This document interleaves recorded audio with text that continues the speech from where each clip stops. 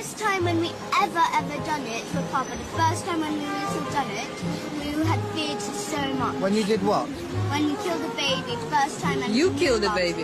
Yes. Yourself? With Papa. Papa holding my hand, he helped me. But he told me to cut the baby's head off. Victims throughout the country had identified me as the fifth generation cult, that we were high up in the cult, that we were cult royalty. After I fled from California, I began having vivid, detailed memories of being used as a sex slave to some of our nation's highest level government officials. When he gets out of prison, he is going to become their Messiah. Patty traced the satanic history of her family back to the 17th century. Satanic cult practices have been passed down through the paternal side of the family. The satanic activity has been genealogically traced to a southern Slavic region of Europe during the Medieval Ages, when her forebears were the supreme monarchs of the blood royal. So, for instance, I hacked a horse's head off in Modena, New York. It took me a great deal of time to do it. What was I trying to do? I was trying to harvest the strength and speed of that animal. Now, mind you, when I was doing this, I was also drinking psilocybin tea at the time, clad only in the sky-clad, nude, out in the middle of a ranch in upstate. And I painted myself from head to toe with the blood of this animal and went on this very bizarre psilocybin trip. They want our children. They want your grandchildren. So, see, that stuff is so real. If we could just get people to understand, this stuff is really going on in America right now. There are two groups of people who tend to have very strong opinions about the Satanic Panic. Those who were introduced to the story by mainstream media news articles, documentaries, or college classes generally become convinced that the 1980s SRA wave was a moral panic or hysteria, a big hoax that put innocent people in prison and tricked gullible Christians into thinking their neighbors might be secret Satan worshippers. People whose knowledge of the story comes from conspiracy theory media, on the other hand, tend to think that the real hoax was the moral panic narrative itself, and there really were networks of Satanists all over America, committing horrible acts of abuse and violence that the media and academia covered up. Both of these groups view the other side as credulous idiots who got brainwashed by propaganda. If only the other side knew the truth about the McMartin preschool tunnels or the False Memory Syndrome Foundation, then they would see the light. This is, at least in part, a problem of definitions. The term satanic panic is used to refer to four separate but related phenomena. First, there were the McMartin preschool-style satanic ritual abuse, or SRA cases, where a group of children made allegations of ritual abuse against one or more caregivers.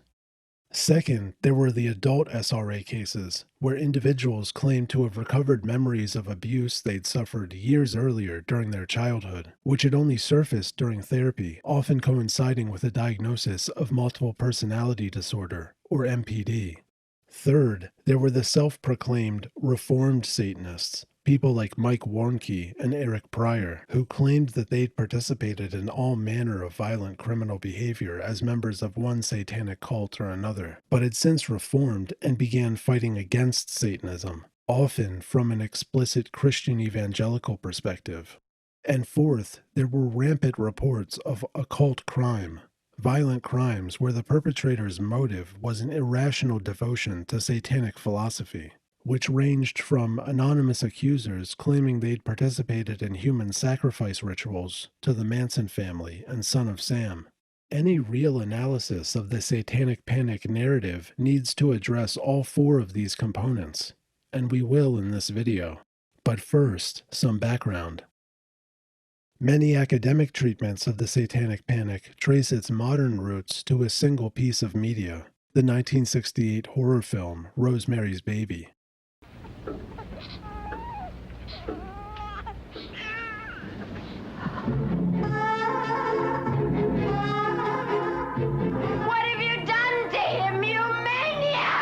Satan is his father, not Guy.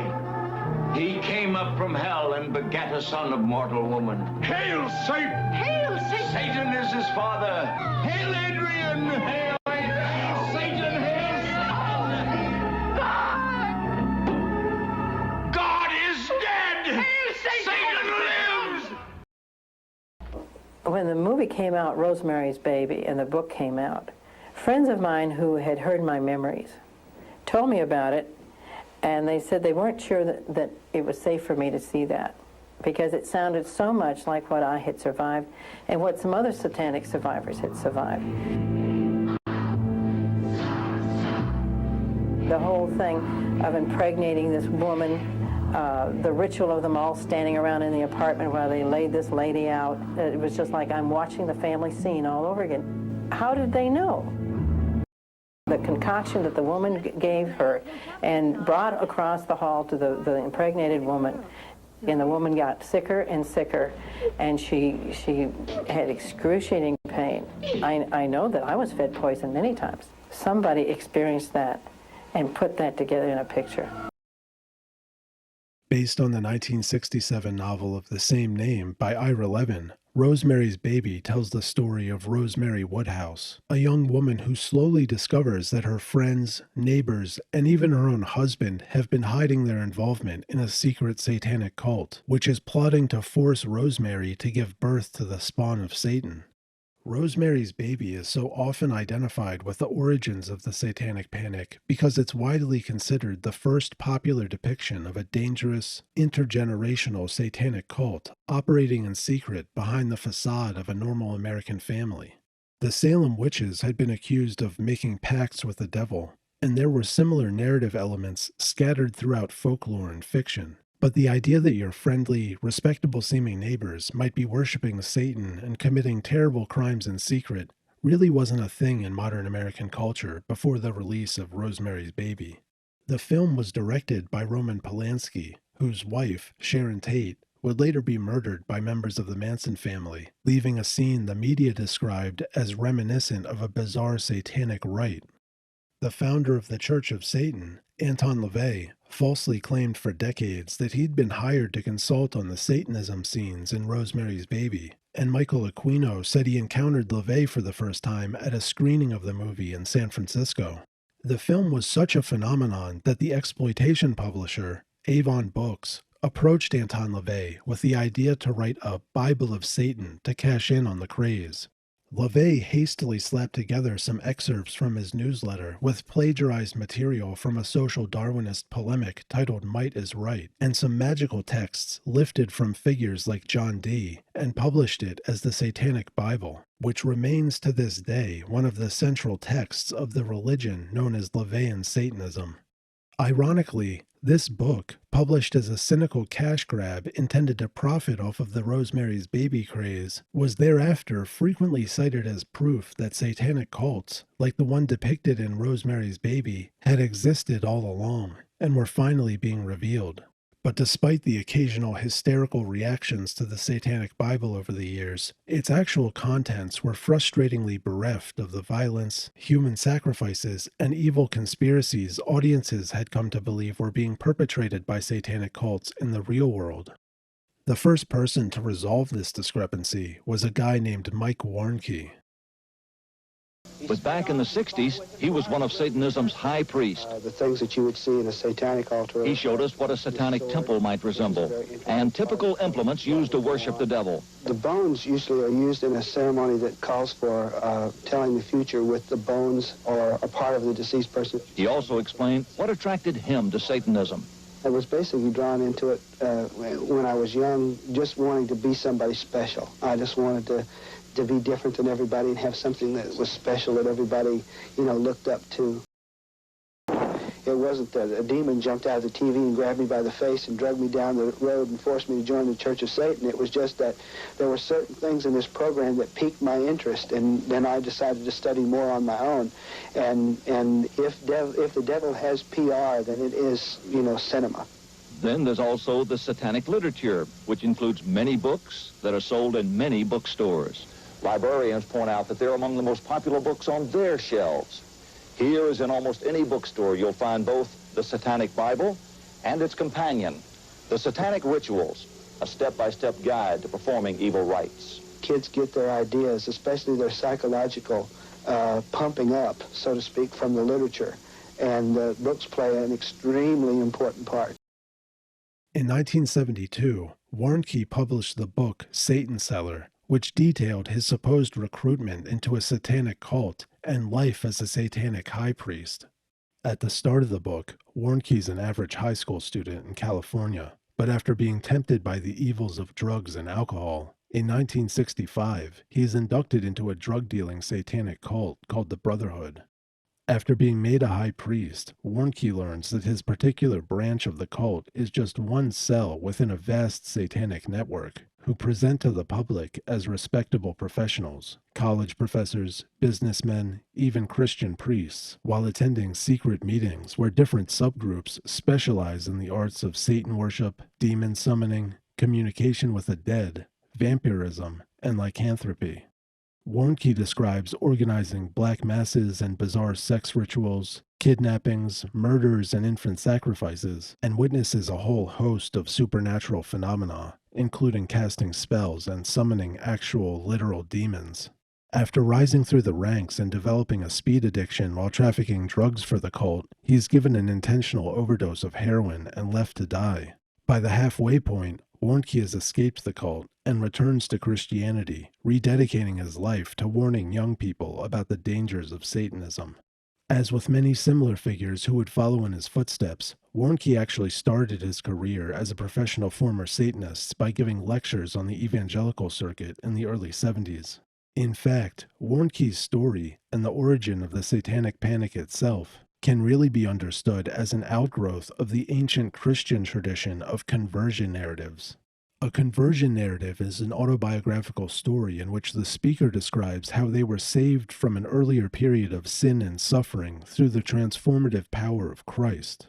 In the 1960s, there was a proliferation of more modern, edgier varieties of the form, where the speaker had been a drug addict or hardened criminal before discovering Christ and turning their life around. And conversion narratives were understood as faith-promoting storytelling, told between Christians, or as a form of evangelism. No one was fact-checking these things, and the more extreme the suffering, the more miraculous the redemption. By the time Warnke debuted his story, there was an entire industry of professional conversion narrative storytellers who made money going on tour to different churches or at independent Christian events. Even before Mike Warnke, there were multiple people on the church circuit claiming a backstory that included Satanism or witchcraft. Most famously Doreen Irvine, whose conversion narrative came out in book form under the title From Witchcraft to Christ within months of Satan Seller's release. In context, Warnke's satanic cult conversion story is really just him putting an over-the-top occult spin on this narrative format, where he wasn't just a criminal and a drug addict, but he was doing it all for Satan while practicing the dark arts. Share a little bit about your background and how you got from where you were to where you are, because in the natural, it's impossible. In the 60s, I was very heavily involved in drugs and the occult. I have a 3.5-inch scar on my wrist where my friends used to cut my arm 4 times a year and bleed my blood into a cup and mix it with wine and urine and drink it for communion to Satan. I was a $125 a day heroin addict in 1964. A severe drinking problem. Hepatitis 4 times from shooting up with dirty needles. Bleeding abscesses under the tongue, my hair falling out in fistfuls, my teeth rotting out of my head because of the drugs that I was on. Completely wrapped up in Satan and his works. A Satanist. Yeah. I burned my first cop car when I was 17 years old in riots in Berkeley, California.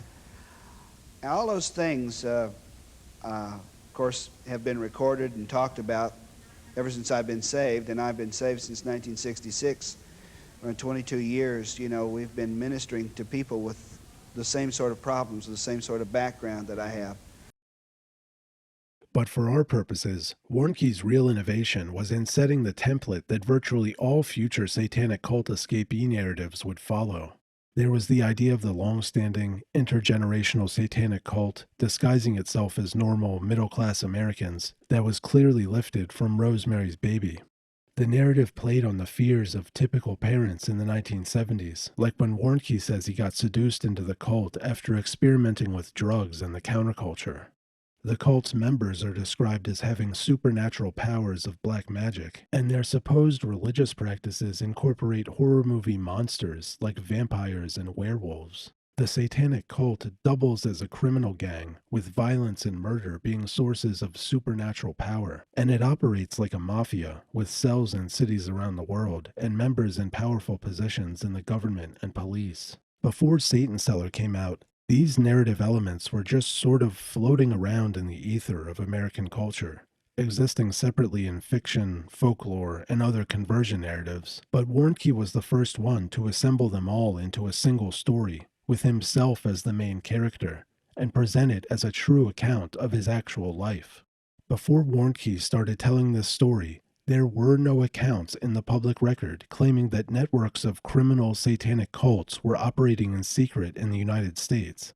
Everyone else telling the same or similar stories came after Mike Warnke, and by the 1980s, Warnke was considered one of the primary authorities on the issue of satanic cults in America, frequently being featured in media reports as an expert on Satanism and occult crime.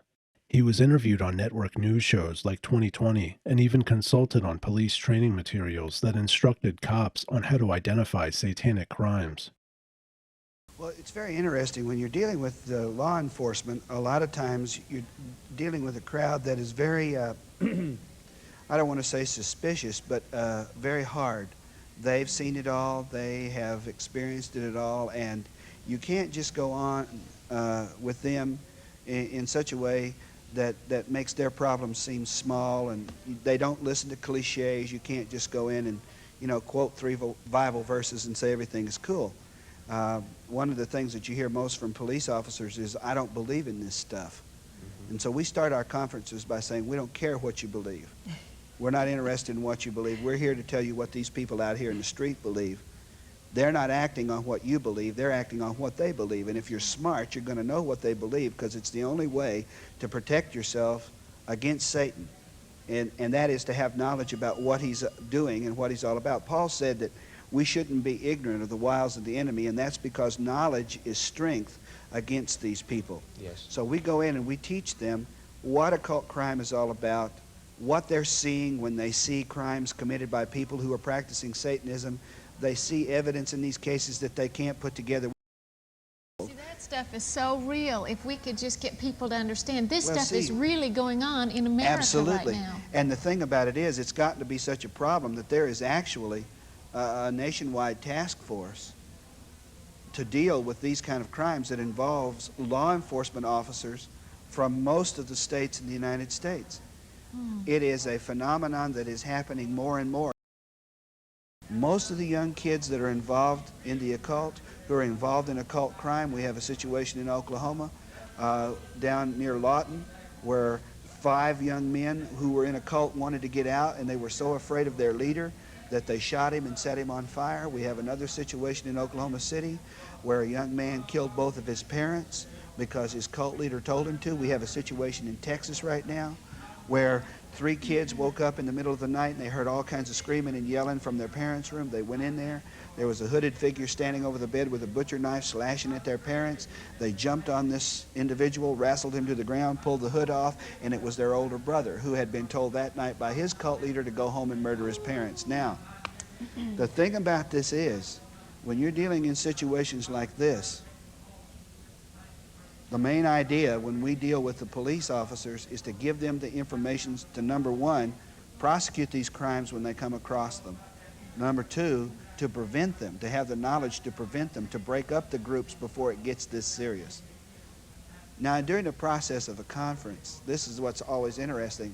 Some cop, say there's 500 cops in a room, one of them will always say, well, tell us, Mike, how did you get out of it? Well, then I get to witness. And the side effect of all of this is we're seeing hundreds of cops getting saved and coming to Christ, and really finding out, really finding out Roughly contemporaneous with Warnke, starting in the late 60s and early 70s, a man named John Todd set out on a series of speaking tours, primarily at evangelical churches, claiming that he'd been born into a long line of important witches and warlocks, and had inside knowledge of a vast conspiracy in which Satan worshippers were allying with the Illuminati to undermine Christianity. Todd named countless public figures as members of the conspiracy, including multiple famous televangelists and celebrities. Todd's story was embraced by elements of the Christian right, and his claims about Dungeons and Dragons and rock music being tools of satanic manipulation became the basis for plot lines in chick tracts, which were like Christian comic books, mass distributed by evangelicals as an alternative to superhero comics. Todd never achieved the mainstream respectability that Warnke did, but tape recordings of his speeches about witchcraft and the Illuminati gained a significant following in conspiracy and right-wing evangelical circles. For instance, a decade before the standoff at Ruby Ridge, Randy Weaver, who was by then already immersed in New World Order and white nationalist conspiracy theories, invited Todd to give one of his presentations on the Illuminati at an event in Iowa. In 1973, the year after Satan Cellar was released, the journalist Flora Schreiber published Sybil, an ostensibly non-fiction book about a young woman, assigned the pseudonym Sybil for purposes of confidentiality, undergoing treatment for dissociative identity disorder, then known as multiple personality disorder, or MPD. Sybil, whose real name was Shirley Mason, had supposedly developed over a dozen alters, or separate personalities, as a result of severe childhood trauma at the hands of her schizophrenic mother. Mason was entirely unaware of these other personalities until she began a course of therapy with the psychiatrist Cornelia Wilbur. The book was a success, selling millions of copies, but the made-for-TV movie adaptation in 1976 was a cultural phenomenon, watched by over 20% of the U.S. population over 2 nights, and virtually single-handedly introduced the concept of multiple personality disorder into the public consciousness. Before 1976, there were less than 100 reported cases of MPD in the entire history of psychiatric medicine. Following the release of the Sybil TV movie, tens of thousands of new cases were being diagnosed just in the United States. Then, in 1980, the Canadian psychiatrist Lawrence Pasder published Michelle Remembers, the first popular narrative account from a supposed adult victim of satanic ritual abuse. Michelle Smith, whose experiences the book is ostensibly based on, had begun seeing Pasder for depression in 1973. But in 1976, shortly after seeing the Sybil movie for the first time, Pasder diagnosed Smith with MPD, and she began recovering memories of childhood abuse at the hands of a satanic cult. According to the book, Smith had been forced to attend rituals of a worldwide Church of Satan when she was a child, during which she was subjected to horrific torture and SA, and made to participate in human sacrifices and other occult crimes. In Smith's narrative, the cult had held a months-long ritual in 1955 during which Satan was literally summoned to Earth, but Jesus intervened and defeated Satan, then miraculously healed the scars Michelle had received from the years of abuse she'd endured. Michelle Remembers was wildly commercially successful and introduced several important innovations to the satanic cult narrative. First, it created the template of the intergenerational satanic cult, subjecting its members' children to elaborate satanic ritual abuse, or SRA. Second, it merged the international, clandestine cult network concept with trauma-induced multiple personalities. And third, it established the persistent meme of recovered memories. The idea that a person could reach adulthood without having any signs or recollections of childhood abuse, and then suddenly recover memories of having been subjected to all kinds of elaborate torture decades earlier, which had been repressed out of sheer self-preservation. That this was happening in a medical context was similarly significant. Before Michelle Remembers, satanic crime and secret cult activity were thought to be a problem for religious groups and police. It just wasn't considered a medical issue in any sense, and it was being promoted by preachers, not doctors. Michelle Remembers established SRA-induced multiple personalities as a psychiatric disorder requiring medical treatment. The reason Michelle Remembers is considered so important to the Satanic Panic narrative is that Michelle Smith was the first adult ever to go public with claims that satanic abuse during their childhood had caused their psyche to fracture into multiple personalities. The thousands of people claiming similar backstories over the following decades all came after Michelle Remembers was published. Obviously, there were historical precedents for some of these ideas over the preceding centuries. Both Freemasonry and the Hellfire Clubs faced speculation that they were secretly worshipping Lucifer and planning to seize power, and medieval blood libels against Jews often included accusations of ritual murder and blood sacrifices. But the idea that your neighbor or priest might be part of a secret network of Satan worshippers that was going around sacrificing people, abusing children, and then brainwashing them to forget it all just didn't exist in an American context outside of fiction before these people went public with their stories. Similarly, when Sybil was published, MPD was considered so rare and exotic that psychiatrists and psychologists weren't being trained to diagnose, much less treat it. The idea of an adult recovering memories of SRA through therapy and hypnosis within the context of MPD literally did not exist before Michelle Remembers. And yet very quickly, the amount of people claiming similar satanic backstories began to skyrocket. Laurel Rose Wilson published Satan's Underground in 1988, detailing her supposedly true story of being raised as a baby breeder for a satanic cult. As sickening and unbelievable as it sounds, bearing children for use in satanic rituals may really be happening. My daughter, who I named Wendy, was sacrificed at birth with an upside-down cross and then taken outside and buried. My son, they kept and let live till 2 years old, and then he was sacrificed. Michael and I had a son, and he was dedicated to Satan at birth, and at 6 months of age, he was sacrificed to Satan. It is most common for the heart to be taken from the child and offered to Satan. These women say they speak from personal experience. They claim to be breeders, forced by covens to bear children, both as a way for the cults to get new members and to find fresh victims for ritual murder. Did you give birth to infants who were sacrificed? My first two. Were sacrificed? Were sacrificed. I was told it was the highest honor I could ever do as a woman, was to sacrifice my first two. And you did that? I was so brainwashed, I believed their philosophy. Jackie tells us she was able to escape her satanic cult. Today she helps other women, like Donna, who are trying to break free. You killed your babies? Take the skin off.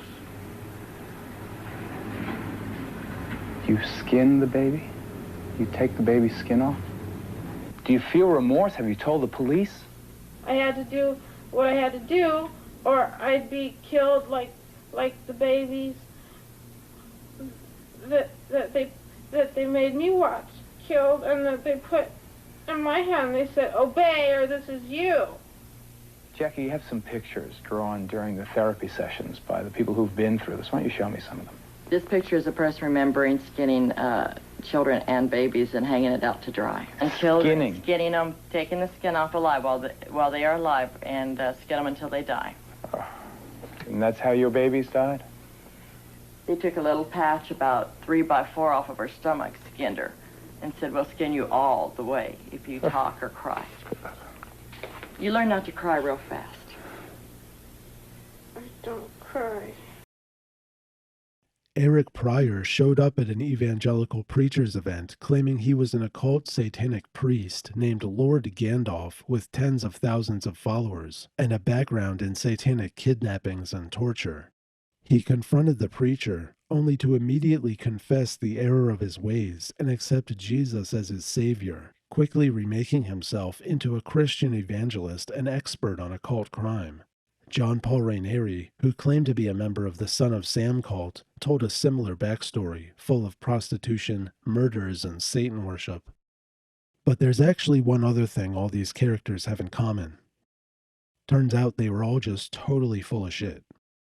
In 1991, Cornerstone magazine published a lengthy investigation into Mike Warnke's background and discovered that given the timeline Warnke presented, His entire satanic career could only have occurred during a specific 9-month window in 1966, but according to multiple close friends and even his former fiancée from the period, far from being a drug-addicted Satanist, Warnke had actually spent those months as a devout Christian and frequently participated in campus ministry groups. After his exposure, Warnke reinvented himself as a Christian stand-up comic and toured the evangelical circuit again, doing his comedy act for church groups. Similarly, the Sybil case has since been exposed as pseudoscience and was almost certainly an intentional hoax. Significant parts of Sybil's backstory were falsified, and there's no evidence that her mother was schizophrenic or abusive. When Sybil, aka Shirley Mason, was temporarily assigned another therapist besides Cornelia Wilbur, her symptoms miraculously disappeared, and she admitted to having played up her different personalities to please Dr. Wilbur. John Todd had been diagnosed with emotional instability and compulsive lying long before he ever came out with his satanic Illuminati stories, and was described by a doctor as having a severe personality disturbance and difficulty distinguishing fantasy from reality. He faced repeated accusations of sexual impropriety over the years before ultimately being convicted of serious sex crimes in the late 80s, and was sentenced to over 2 decades in prison. Multiple investigations into Michelle Smith's background determined that many of the events described in Michelle Remembers were physically or logically impossible, and records showed that Smith had been present in school during the period she claimed to have been forced into a months-long satanic ritual. A separate Cornerstone magazine investigation discovered that Laurel Rose Wilson was a con artist with a long history of making false abuse allegations. Wilson would later reinvent herself as an orphaned Holocaust survivor going by the name Laura Grabowski before this too was exposed as a fraud. Eric Pryor's satanic background story was discovered to be almost entirely fictional. None of the groups he claimed membership in had ever heard of him, and his 50,000-strong cult was in reality just a mailing address he maintained from his own apartment. Pryor spent the years following his miraculous conversion giving paid presentations about Satanism to church groups and police departments, but after being exposed as a fraud, he spent a brief stint in jail and converted back to occultism. To be clear, these people were not fringe characters in the Satanic Panic story. Mike Warnke especially was like patient zero for entire elements of the SRA narrative, and both he and Eric Pryor were constantly being quoted in the media as experts on satanic cults. So these ideas, secret satanic cults made up of normal-seeming middle-class Americans, engaging in ritualistic torture, murder, and other crimes, often with child victims, which started out as fiction, came into the real world in religious contexts, and were incubated within American church groups. Then, with the addition of MPD and recovered memories, the SRA narrative entered the medical realm, granting it a new veneer of credibility. And with thousands of new supposed cult survivors accusing thousands more of the most heinous crimes, police inevitably got involved and sought advice from the only people who seemed to actually know what was going on, like Mike Warnke. What does it mean that all of the earliest documented witness accounts of organized criminal satanic networks and SRA in America were ultimately found to be fabricated? Should we therefore conclude that all allegations of occult crime were necessarily fake? Not exactly. Because there really were people out there who provably adhered to Satanism or other kinds of occult philosophies who really were committing crimes motivated at least in part by these beliefs. The Night Stalker, Richard Ramirez, had a long-standing interest in Satanism and the occult, drawing pentagrams and other satanic symbols at the sites of his home invasion murders, and forcing some of his victims to swear to Satan that they wouldn't scream. A few years before his murder spree, Ramirez had even unsuccessfully tried to meet Anton LaVey at the Black House in San Francisco. After his arrest, Ramirez began a correspondence and friendship with then-Satanist Nicholas Schreck, and tried to assign Schreck as his spiritual advisor to be present during the carrying out of his death sentence. Schreck claims that, as a result, he was approached by LA police who were initially convinced that he and Ramirez had been members of some pre-existing violent satanic cult. A lot was made that you're a devil worshiper. Do you worship the devil? Have you ever studied Satanism? there are different sects of Satanism. Have you studied, just yes or no, have you studied Satanism? Yes, I have. Are you a worshiper of the devil? No comment. Come on, Richard. I can tell you a little bit about Satanism. Well, I'm interested in hearing what you got to say then. It is undefiled wisdom instead of hypocritical self-deceit. It is power without charity. A Satanist admits to being evil. Do you admit to being evil, Richard? We are all evil in some form or another, are we not? I'm asking you the questions, my friend. Yes, I am evil. Not 100%, but I am evil. There was also Ricky Casso and the 1984 murder of Guy Lowers. Casso was a 17-year-old drug dealer and addict who'd been kicked out of his house by his parents. The victim, Guy Lowers, had stolen a few bags of PCP from Casso, and over the following weeks, Casso repeatedly violently confronted him over the theft, beating Lowers on multiple occasions. But on June 19, 1984, Casso invited Lowers to hang out, and they spent the night consuming LSD and PCP before Casso suddenly attacked Lowers, beating and stabbing him to death, while allegedly demanding that Lowers proclaim allegiance to Satan. After he was identified as the killer, reports surfaced that Casso had dabbled in occultism, and Casso allegedly told people that Satan had materialized at the crime scene during the murder. Casso would take his own life in jail shortly after his arrest, but the case was heavily featured in trashy daytime talk shows and religious documentaries as a case of Satan worship driving a teenager to murder, always without mentioning the drug theft that had precipitated the crime. The Chicago Ripper Crew was a 4-man serial-killing satanic cult active in Chicago in the early 80s, and possibly the late 70s. The group would abduct women and torture, mutilate, essay, and sometimes murder them, either in a van or in an attic they referred to as a satanic chapel. The cult often chanted satanic mantras during their crimes, and used victims' severed body parts in bizarre rituals, including cannibalism.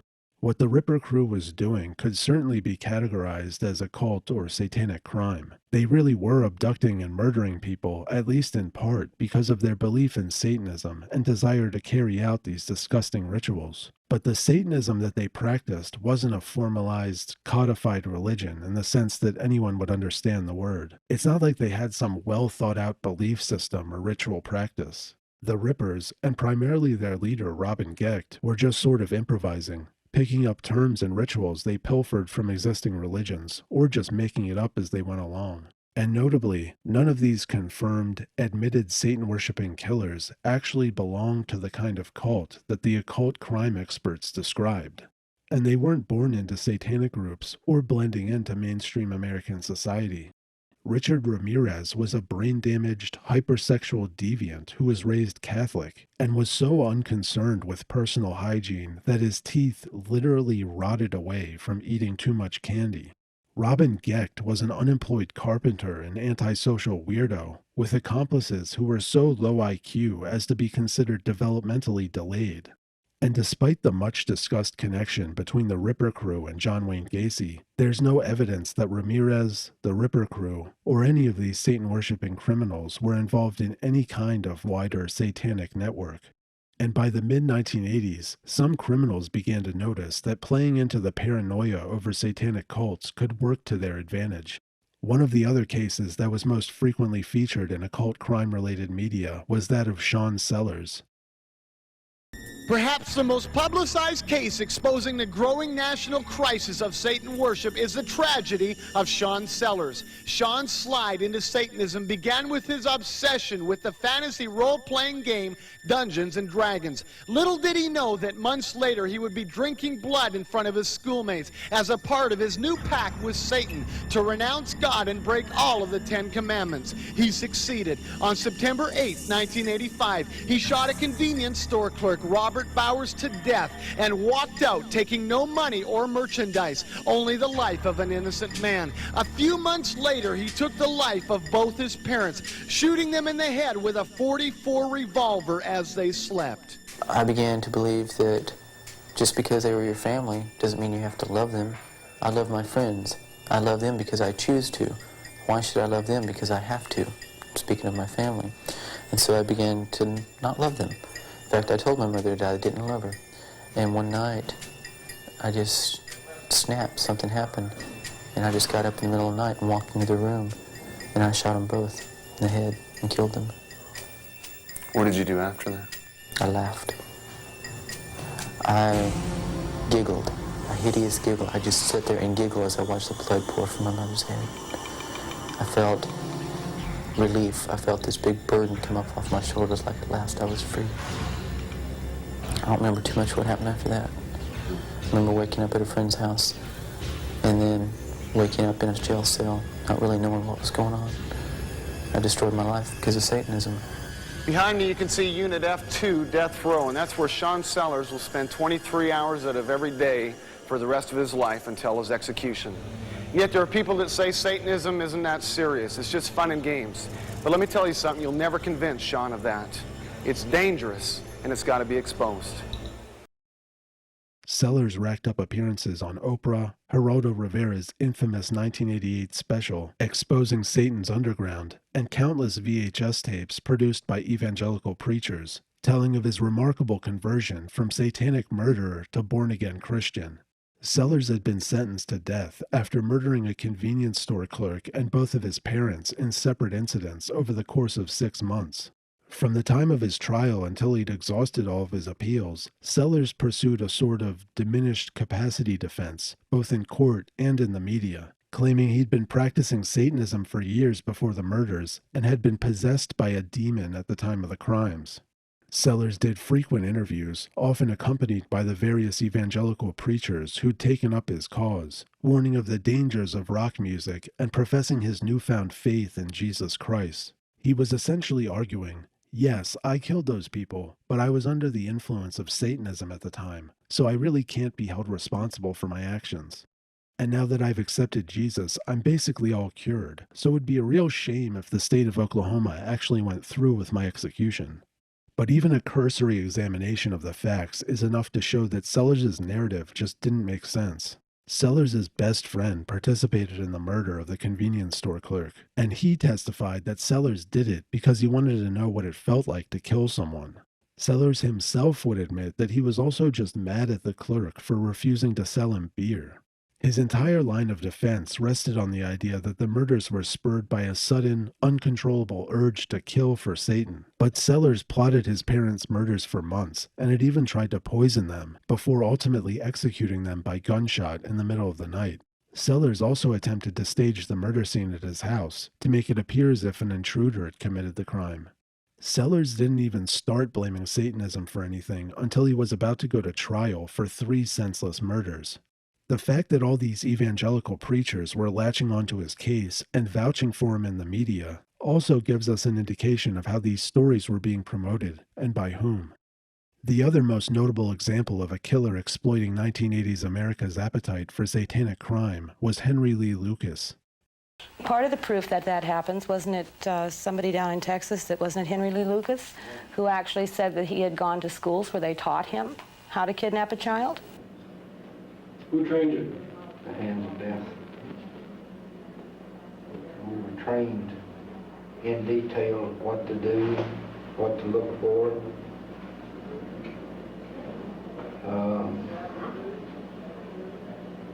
It's just like going out and going to school.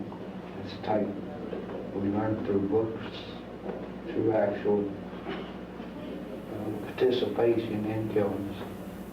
Lucas claims that he was trained to kill as a Satanist.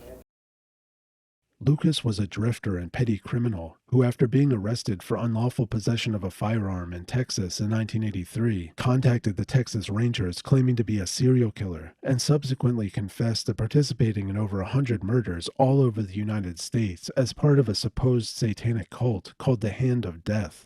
The Rangers started coming to Lucas with unsolved murders from all over the country, feeding him information about the crimes, and then recording his confessions and closing the cases, while providing Lucas with extensive perks for his cooperation, including a free TV, food from restaurants, and trips all over the U.S. It was the beginning of a confession spree that would make Lucas the most notorious killer in America. It's like being a movie star. You just playing the part, you know. You don't think of it, you just play it. Make out that you're the worst serial killer in the history of the United States.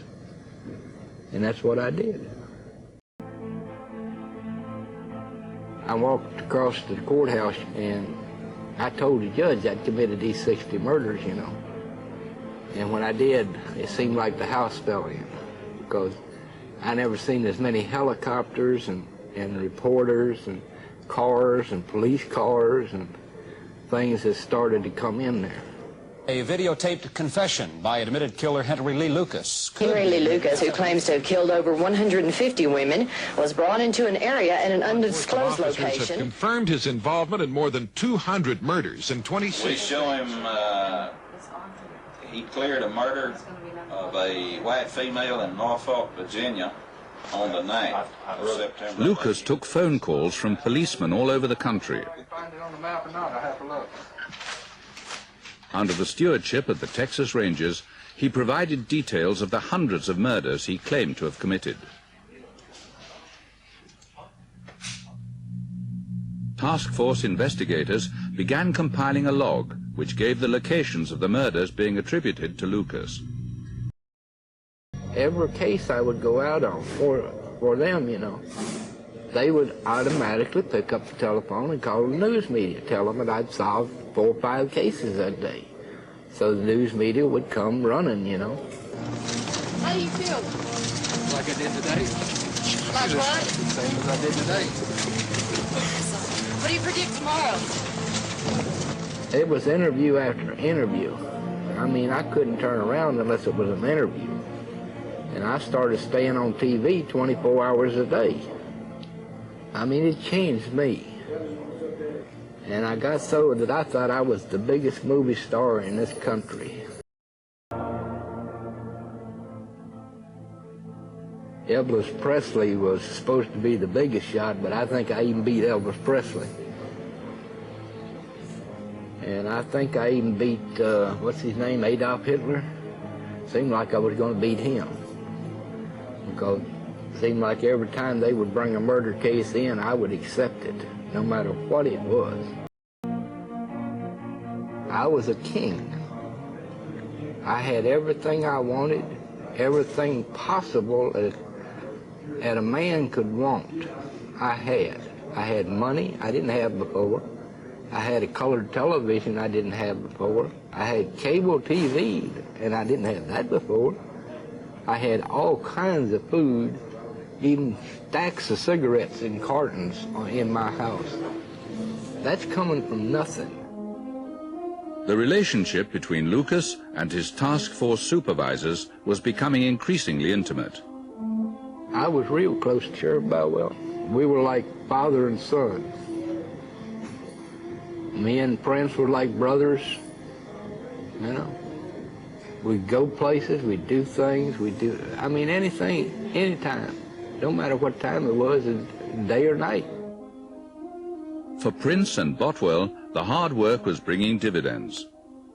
They were making a name for themselves as the lawmen responsible for clearing up more than 200 unsolved murders. But their credibility was about to be called into question. 18-year-old Deborah Sue Williamson had been murdered back in August 1975. She'd been married only a few months.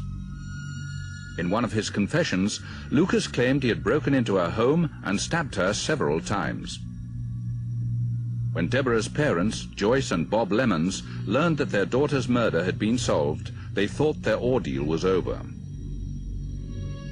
We had a call from a detective in Lubbock, told us that the case had been solved, that Henry Lucas had done the crime, and we said, okay, we'll be there Monday morning to see what you have. When the Lemons got to hear Lucas's tape-recorded confession, they were astonished. I think we both sort of simultaneously realized this is a joke, you know. He knew that she was stabbed. He knew that part. But everything else was totally wrong. Everything. In his confession, Lucas said he remembered the White House where he'd killed the girl. But at the time of the murder, the house was green. Lucas claimed he'd broken in through the patio door to murder Deborah. At the time, the door was sealed shut. Finally, Lucas said he'd killed the girl in her bedroom. In fact, Deborah was murdered outside the house. The Lemons were convinced that Deborah's murderer was still free. They began their own investigation, talking to Lucas's relatives. They discovered that on the day Deborah was murdered in Lubbock, Texas, Lucas was with his half-sister in Maryland, nearly 2,000 miles away.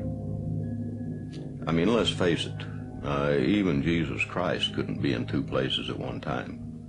And Henry is certainly no Jesus Christ.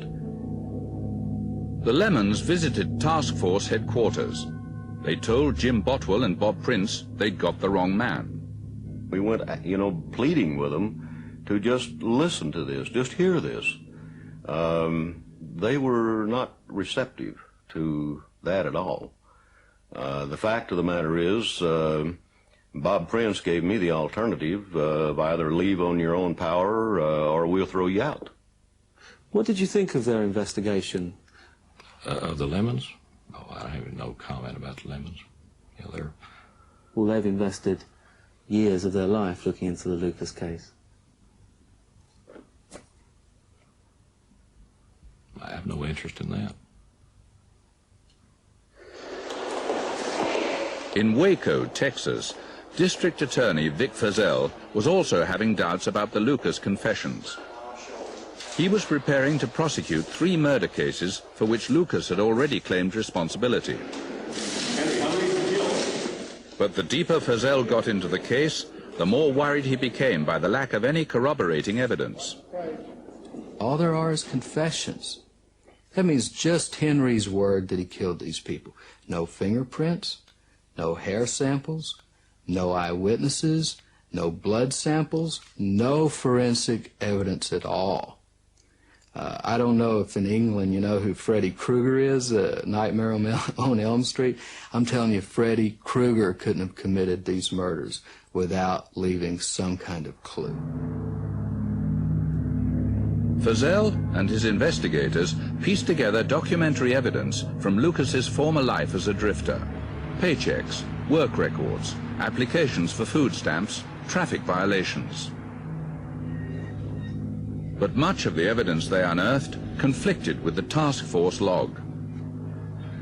In case after case, Feazell's investigators put Lucas in other parts of the country on the days the murders were committed.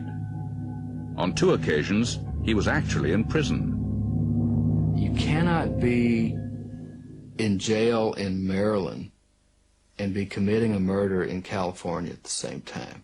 You cannot be getting a traffic ticket in Florida and committing a murder in Texas at the same time. When we started finding this information, suddenly in our office, we gave Henry the nickname of Rocket Man, because he had to have had a rocket to get around the U.S. to commit these kinds of murders like he was doing. There was just no way that it was physically possible. Task Force records had Lucas killing Estela Montoya in Corpus Christi, Texas on March the 5th, 1981. But on the same day, Lucas was 1,200 miles away selling scrap metal in Florida. Do you think it's feasible that he could have been 1,200 miles away in Jacksonville and killed in Corpus Christi, Texas on the same day? No, sir. No. No, I do not. So how do you explain the discrepancy? I can't explain that one. There are many other discrepancies. Lucas was supposed to have strangled Cora Carrillo in Douglas County, Nevada. In fact, he was more than 2,000 miles away in Jacksonville, Florida, buying insurance for his car. Diana Underwood was supposedly shot by Lucas in Baytown, Texas, but Lucas was 750 miles away in Florida selling scrap metal. Hermine Dufour was murdered in Louisiana, but on the day she was killed, Lucas was in jail in Texas. Why do you think that Lucas confessed to the murder of Hermine Dufour in Louisiana when he was in fact in jail in Texas on the day she was killed? I have no idea as to why, because like I say, I don't recall the name Hermine Dufour. I just don't know. During 1979, Lucas cashed 43 weekly paychecks at the Buy-Right grocery store in Jacksonville, Florida. But in the same period, the task force log has Lucas killing on 46 occasions in 16 different states.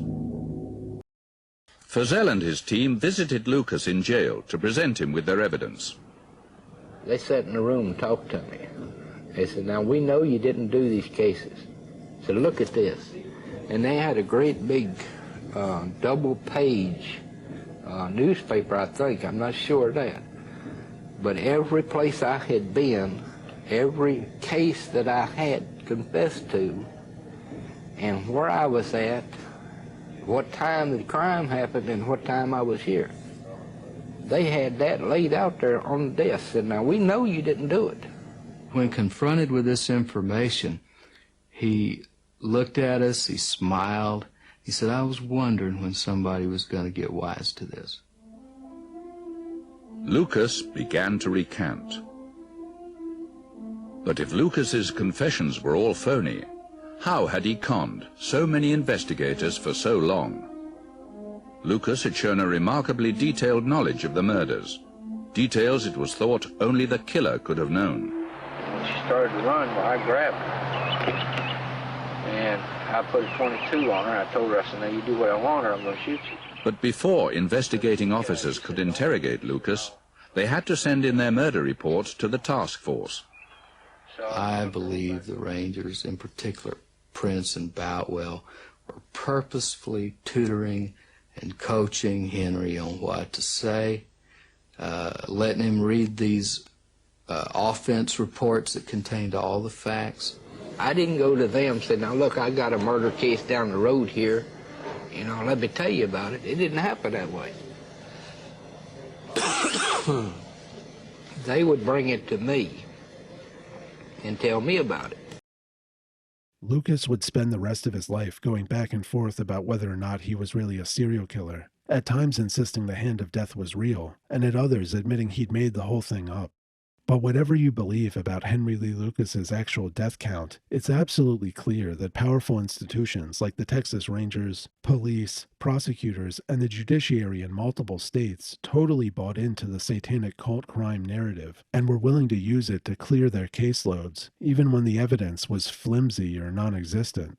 And this is kind of a problem for people who believe that there were vast networks of satanic criminals operating throughout the United States during this period. If there really was some kind of nationwide criminal satanic conspiracy, why did the media have to rely on obscure, isolated cases like Sean Sellers and transparent frauds like the Hand of Death to push the occult crime narrative? Why wasn't there a single prosecution against any of the thousands of accomplices who presumably must have participated in some of these crimes? There is evidence that specific criminals and murderers from this period held satanic and occult beliefs, but what exactly are we meant to conclude from this? If these killers had instead been Muslim or Hindu, what would that change exactly? In the absence of any actual wider satanic network, or any evidence that their crimes were somehow caused by their occult beliefs, what we're ultimately talking about is the interior world of severely disturbed individuals, which often just doesn't make sense or conform to any kind of logic. It turns out that people with pre-existing mental illnesses just tend to gravitate towards occult and supernatural explanations of reality. Delusions of grandeur, where an individual feels uniquely chosen and superior to other people, or that they've been granted special supernatural abilities, are a relatively common symptom of multiple psychiatric disorders. Combined with a lack of empathy from psychopathy, brain damage, or certain personality disorders, an individual can easily end up with magical beliefs and a detached willingness to kill that would have been there even if they'd never heard of Satanism. At the same time that these stories of satanic crime networks were proliferating, there was a separate but related explosion in claims of adults recovering memories of SRA and generational cult membership. Cases like Michelle Remembers, or the handful of self-professed victims who appeared on Oprah or Geraldo, get the most attention. But at its peak, there were literally thousands of outwardly normal, random anonymous Americans who spent years seeking treatment for multiple personalities and SRA. It was actually a closet and a welded wire cage, and the bottom of the cage would be open. That would be how I would be put in it and suspended in a closet. And it was a very simple thing that they did. They just set a board inside the door and then dumped a bunch of snakes in on the floor. I was forced to eat human waste, yes. Christy also suffered horrible abuse at the hands of her family and their satanic cult.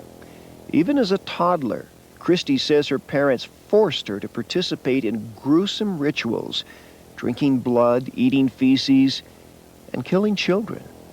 Christy finally escaped from her family and underwent years of therapy. Now she can talk calmly about the years of abuse she suffered at the hands of her Satan-worshiping parents. I remember being drug out of bed at midnight and taken to this dark cemetery where they would have rituals going on, satanic services or various things, and there'd be people chanting and the black robes. And I remember one of the first experiences as a teenager where I watched them sacrifice a little boy, and he was blonde hair, blue eyes, just this beautiful little boy, and he was about 5 years old. And he was groomed for this. And they constantly said to him, "Don't cry, don't cry. This is what you were born for." I did find myself screaming out at the injustice of it. And the high priest at one point came over and tried to shut me up. And I said to him, "God's going to get you for this."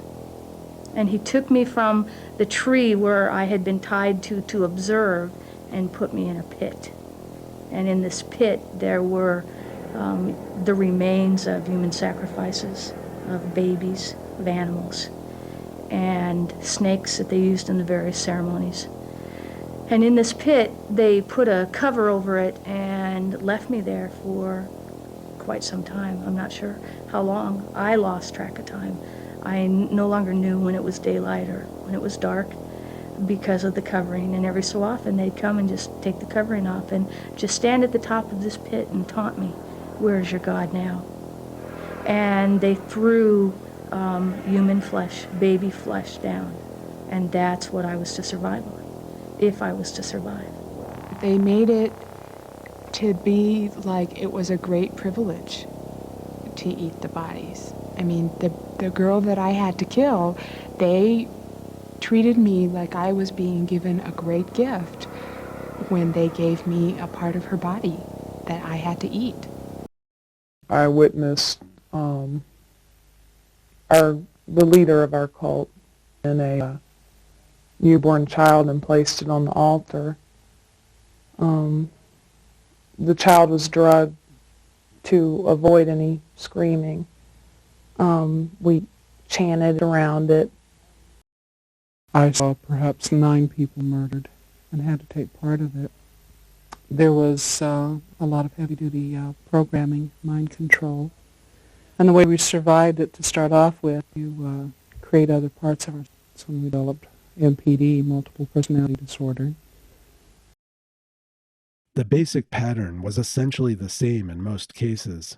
An individual, usually a woman, would seek counseling for some psychological problem, like depression or relationship issues, and the counselor would diagnose them with MPD and then begin to elicit repressed memories of bizarre forms of prolonged torture by family members or caregivers during the patient's childhood. But the treatment for MPD and recovered memories had a few important quirks. First, many of the people providing the therapy weren't actually doctors or psychologists. A lot of the treatment for Satanism-related MPD was being provided by pastors within the context of religious counseling. This meant that the therapy often had a spiritual dimension, where rather than treating a mental illness, the counselor understood MPD in terms of spiritual warfare, to be waged with exorcisms and prayer. Father Joe Brennan of Lafayette was sent to Canada and Europe to learn from experts how to discern when a person is actually possessed by Satan. Listen now as he tells of a counseling session with a prisoner. I mentioned the name Jesus Christ, and he leaped over the desk, spitting and grunting. It was a terrifying thing to see what can happen to a person. He came at you? Yes, he did. What prevented him from attacking you? Well, he jumped over the desk, and I pushed him back, and law enforcement was here to put him down. I talked to our officer who happened to be there and said the person had, with superhuman strength, superhuman strength.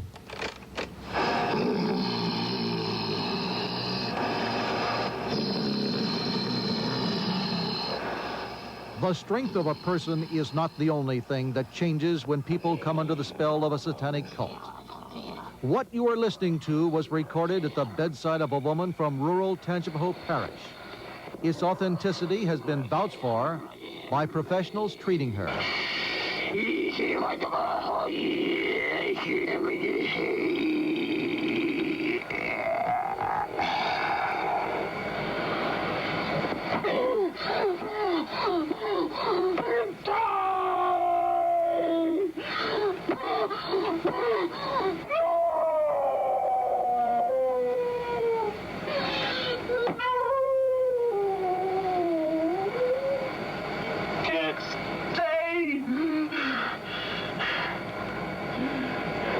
Get out.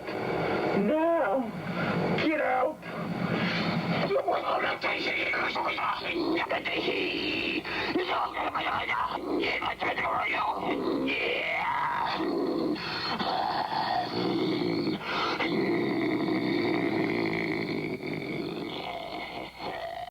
There's only one word for it, and it's diabolical. They have created these children to be human time bombs. They have created these children to carry a presence of an evil until hopefully sometime in adulthood this can be dealt with.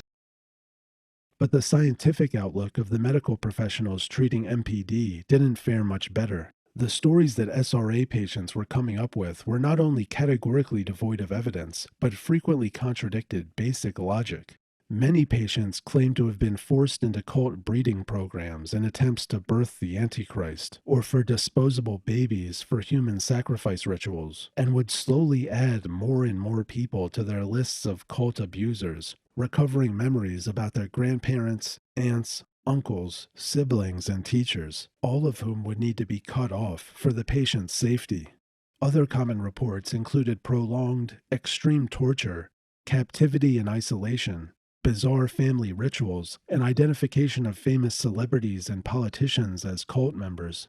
And remember, this is all taking place within the context of multiple personality disorder, meaning that the primary alter, or the main personality living inside the purported victim's fragmented consciousness, didn't even remember any of the abuse, and the patient would have to switch personalities to one of their victim alters before any of this trauma could be recollected.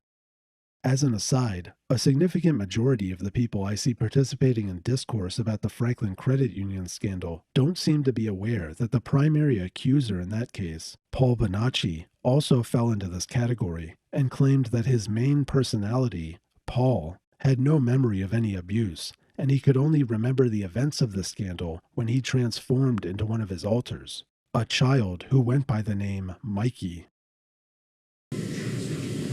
Now I'm going to ask you, what triggered the arrival or development or birth of your personality, West Lee, in 1974?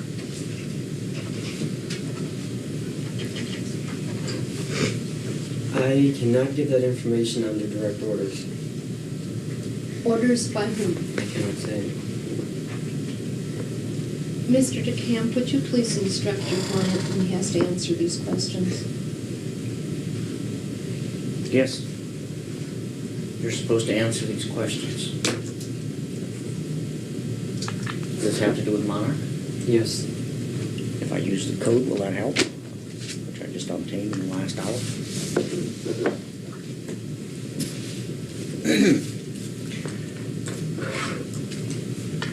D6413782, program XPY Eagle Alex Hope. Please go ahead and answer all questions. I was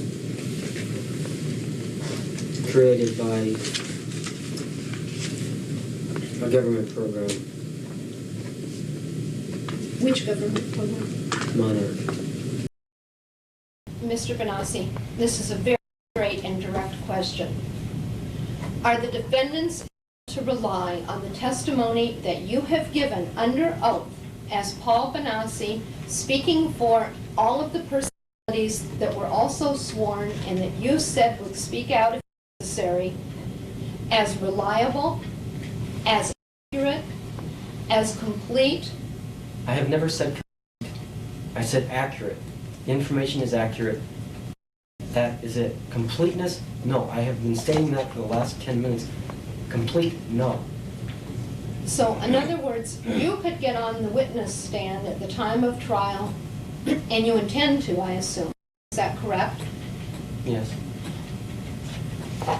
And testify that there were other personalities that weren't present at the deposition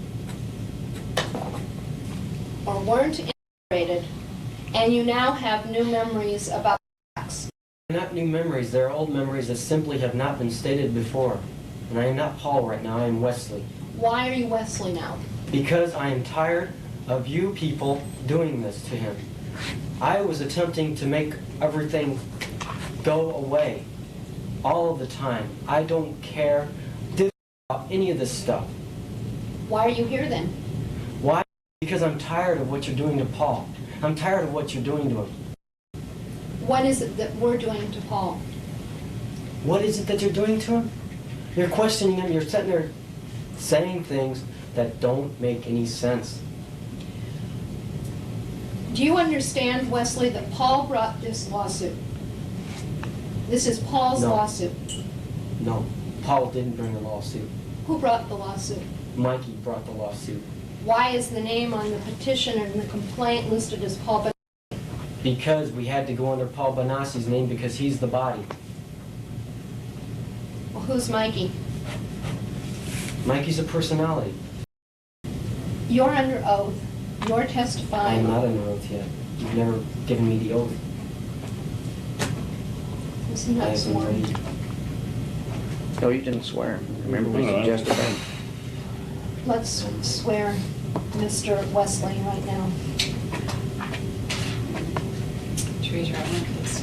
You swear the testimony you're about to give is the truth, the whole truth, and nothing but the truth. You, Wesley Benassi. Yes. Is it Wesley Benassi? No, it's just Wesley. Should I call you Mr. Wesley? Better swear him again, since we swore a different person. But the medical doctors and psychologists treating SRA patients needed to explain away all the blatant impossibilities of their patients' stories without invoking supernatural causes, the way the pastors did. The therapists who specialized in SRA did this by starting with the assumption that their patients were reporting true events, and then working backwards to construct an unfalsifiable model of the phenomenon, where the lack of evidence was taken as proof of the satanic cult's existence. The patient's friends and relatives had failed to notice any cult activity because it had been skillfully concealed by the cult's leaders, or maybe the cult had just brainwashed the witnesses too. None of their childhood teachers, doctors, or classmates saw any signs of trauma or pregnancy because cult conspirators had been carefully placed in every institution to make sure the abuse was never investigated. And no bodies of any cult victims were ever found, despite the frequent human sacrifices, because the cult had simply cannibalized the victims' remains, bones and all. It is difficult to believe police estimates of 50,000 murders each year in this country due to satanic sacrifice. But that is the figure quoted in the National Cult Crime Network newsletter. 50,000 people, as many as die on the highways in this country each year. But the question is, how do you get rid of 50,000 bodies? They've ground up the flesh for later use in rituals. The bones are ground up, the blood is used in different rituals, and totally disposing of the bodies is what happens. They're just being disposed of. They're being disposed of by cremation.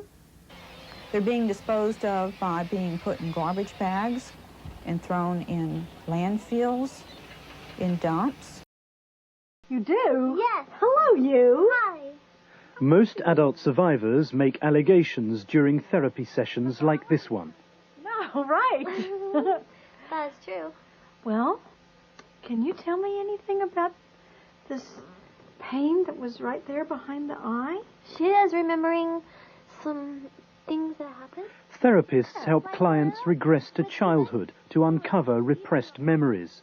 Survivors say Satanists are highly skilled at concealing evidence. Either the evidence is eaten through cannibalistic sorts of aspects of the ceremonies. Particular body parts are more favored than others in different sects. And often the groups are connected with mortuaries, and so the rest of it is burned. And at the higher levels, the higher cult levels, the cleanup is very sophisticated, and there is no evidence. This is real hard for the police because they can never find proof, and that's because the bodies are sometimes consumed for communion, sometimes burnt, sometimes put in concrete. Why is there no proof if what you're saying is true? Hi, Geraldo. There's no proof for a fact of one thing. They burn the bodies. They either do that, they'll chop them up and dump them in the ocean, or they'll pour them in concrete, or they take and they use them for communion and eat them and then make bones out of the tools. So where are the court cases? Where is the evidence? The Children's Society estimate that some 98,000 young people, many of them runaways, go missing each year, often in the anonymous centers of our big cities. Some never return.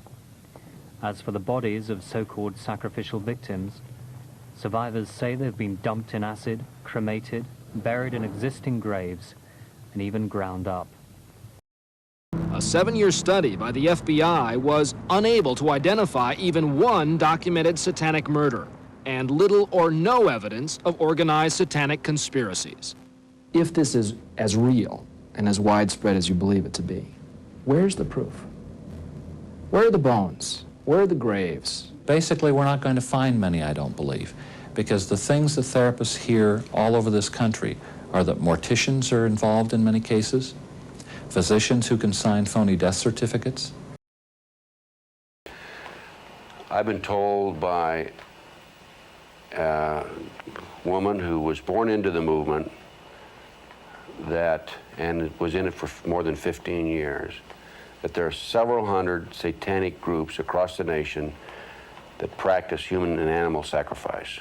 In all walks of life, doctors, lawyers, airline pilots, educators. I have been told of one superintendent of schools who's a practicing Satanist. Bear in mind that they also incinerate. They have the cremators, and they destroy the bodies. There's no evidence. Did you ever ask Dr. Braun where the bodies were, why there was no evidence, why? Well, of course, those were the questions. Why aren't you doing something about this? How come the police aren't being involved in this? And the answer, of course, was that they were gathering evidence to be able to crack into this very secretive and dangerous cult, and that people had, gone into it undercover and had been killed or had been actually drawn into the cult themselves.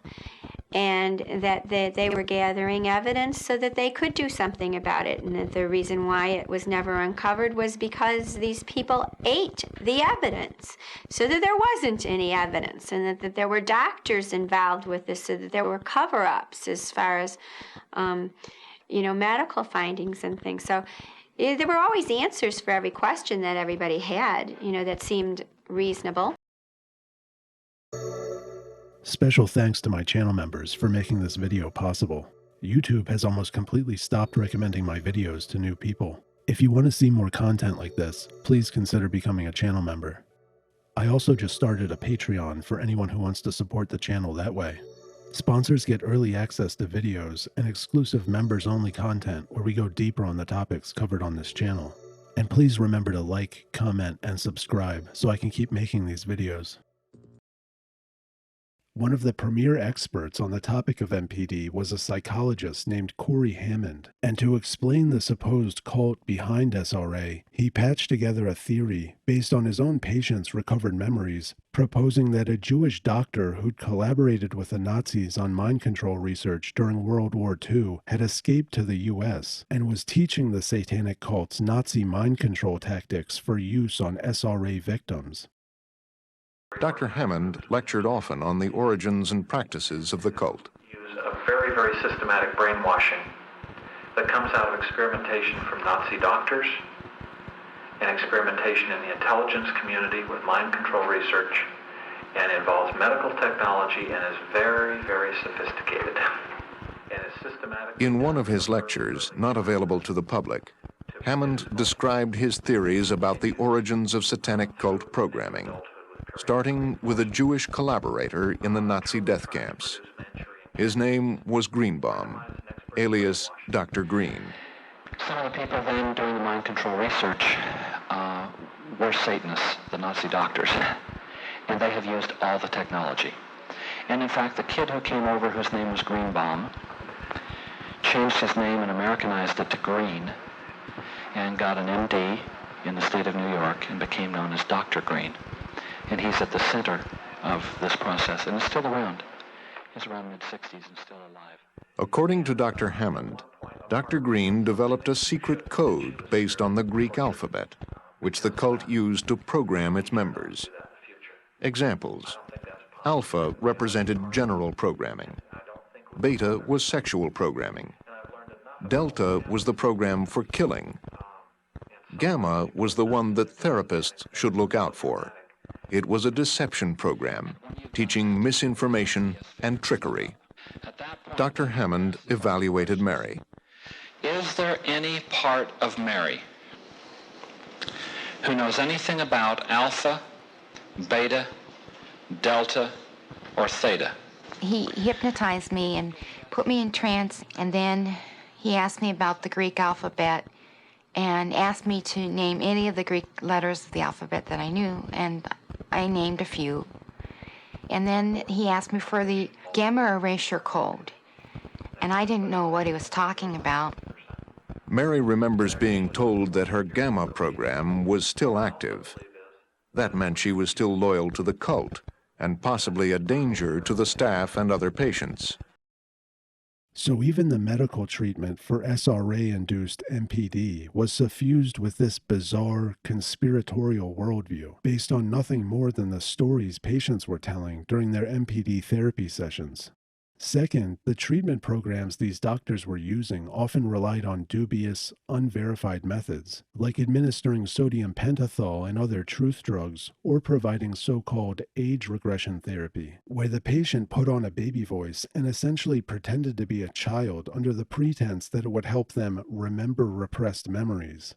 And third, MPD diagnoses were highly clustered, not just geographically, but also among a tiny percentage of practitioners. If you accept the underlying thesis of SRA, then ostensibly you believe that there were secret satanic cult families living all over the US, and it was the children of these families who, after becoming adults, started reporting recovered memories of SRA to therapists. If this is the case, then it's entirely plausible that you'd find a higher incidence of this kind of MPD among people living in specific geographical areas, because hypothetically, those areas may have just had a higher concentration of cult families living there. But what this theory can explain is why all these people who had no idea they'd been raised in a satanic cult just happened to show up at one of the tiny handful of offices staffed by therapists who were treating cult survivors. Virtually none of these people set out seeking treatment for ritualistic abuse. They were initially seeking counseling for some mundane psychiatric condition, like depression. And yet somehow, it was always the same small cohort of therapists who kept finding multiple personalities in SRA in almost everyone who showed up at their offices. I will typically say to them, you know, I know a secret about you. If the satanic ritual abuse phenomenon has a guru, Dr. Hammond is it. He's a staff psychologist at the University of Utah Hospital in Salt Lake City. He believes many patients in his private practice come from families who belong to organized satanic cults. This woman, who asked not to be identified, has worked with him for more than a year to retrieve memories of an abusive mother. Now that you've gotten back some of these memories, tell her what you'd really like to say to her. I hate you. I hate you. How could you do those things to me? They basically start with severe torture of a very young child, usually in the range of 2 to 3 years old. The strategy is to make them highly dissociative and divide the mind so that they purposefully create multiple personalities. By abusing the child splits into several personalities. Yes. How widespread are we talking? At least tens of thousands of victims, probably hundreds of thousands. Remember the memory of what they did with it. You know what's coming up. Coming up is Christmas. Gotta get ready for Satan. No, I don't want. They will create a part who may be there to do sacrifices, to kill other people, to do child sacrifices. When you use the word they, who are you talking about? Well, I wish we knew who they were. Dr. George Ganaway says he has yet to see a single patient whose report of ritual abuse is true. What's happening, he says, is ritual abuse therapy is turning into a cottage industry for his profession. Insurance claims for psychiatric treatment linked to the diagnosis have jumped as much as 50% in just the last year. I'm doing a number of reviews for insurance companies on patients who have been institutionalized for months, for years, in and out, where they're dealing with these satanic ritual abuse experiences. So it's big business for the therapeutic community. Well, it's big business, but I think some therapists feel like that they're on some type of a crusade. How many therapists have you told about all this? How many therapists have you been training? I suppose there have been over 1,000 therapists that I've said something to in conferences. They'll begin sexually abusing them right off the bat. They'll begin to do things like have them drink blood. Have you ever seen a sacrifice? No. No bones scattered around an altar? No, I haven't been present at any of the ceremonies. And yet if you go out to these seminars and you speak as if these things have actually happened. We as therapists shouldn't be responsible for providing evidence. The third cluster of symptoms that the therapist needs to look at very closely is how the child feels about monsters, ghosts, witches, devils, Dracula, all this supernatural kind of thing. Again, there is a point in time when children do have nightmares that involve those kinds of supernatural entities, and normal ages for that are again around the age of 3. When you get to kids who are 4 and especially 5 on up, who are still having a lot of fears of ghosts and monsters and Draculas and that sort of thing, you want to be looking very closely at them. The child is really supposed to outgrow that. It's not supposed to be consumed with fears of supernatural entities. Children who've been ritually abused tend to think that there's a monster or a ghost living in their closet, that such an entity is going to come in through the window or the air vents and assault the child, that ghosts and monsters are sort of all around them and they're constantly being watched, harassed, or controlled in some way, or that the child has some supernatural entity of this kind actually inside of them. One of the primary defense mechanisms that we find in children who have been so severely traumatized as children who have been ritually abused is dissociation. And one of its most extreme manifestations is multiple personality disorder. What we see with this little girl is a clear-cut case of multiple personality disorder. she has between 6 and 8 clearly identified, different, sometimes identifiable by me, personalities that come and go, that can sometimes switch when we ask, but most often switch when certain kinds of outside things happen.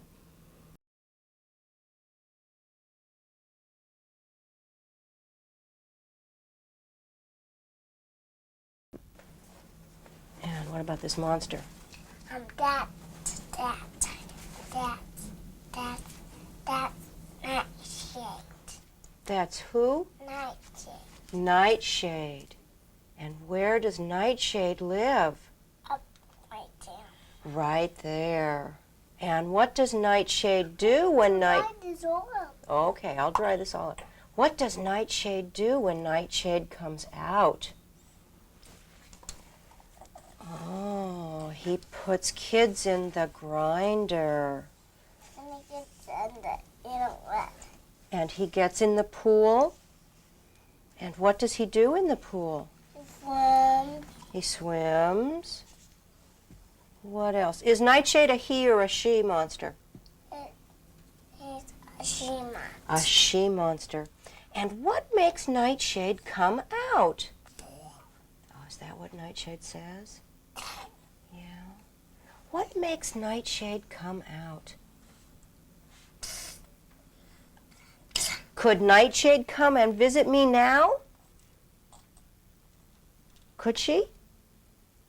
What should I say to Nightshade so she will feel safe and come visit me?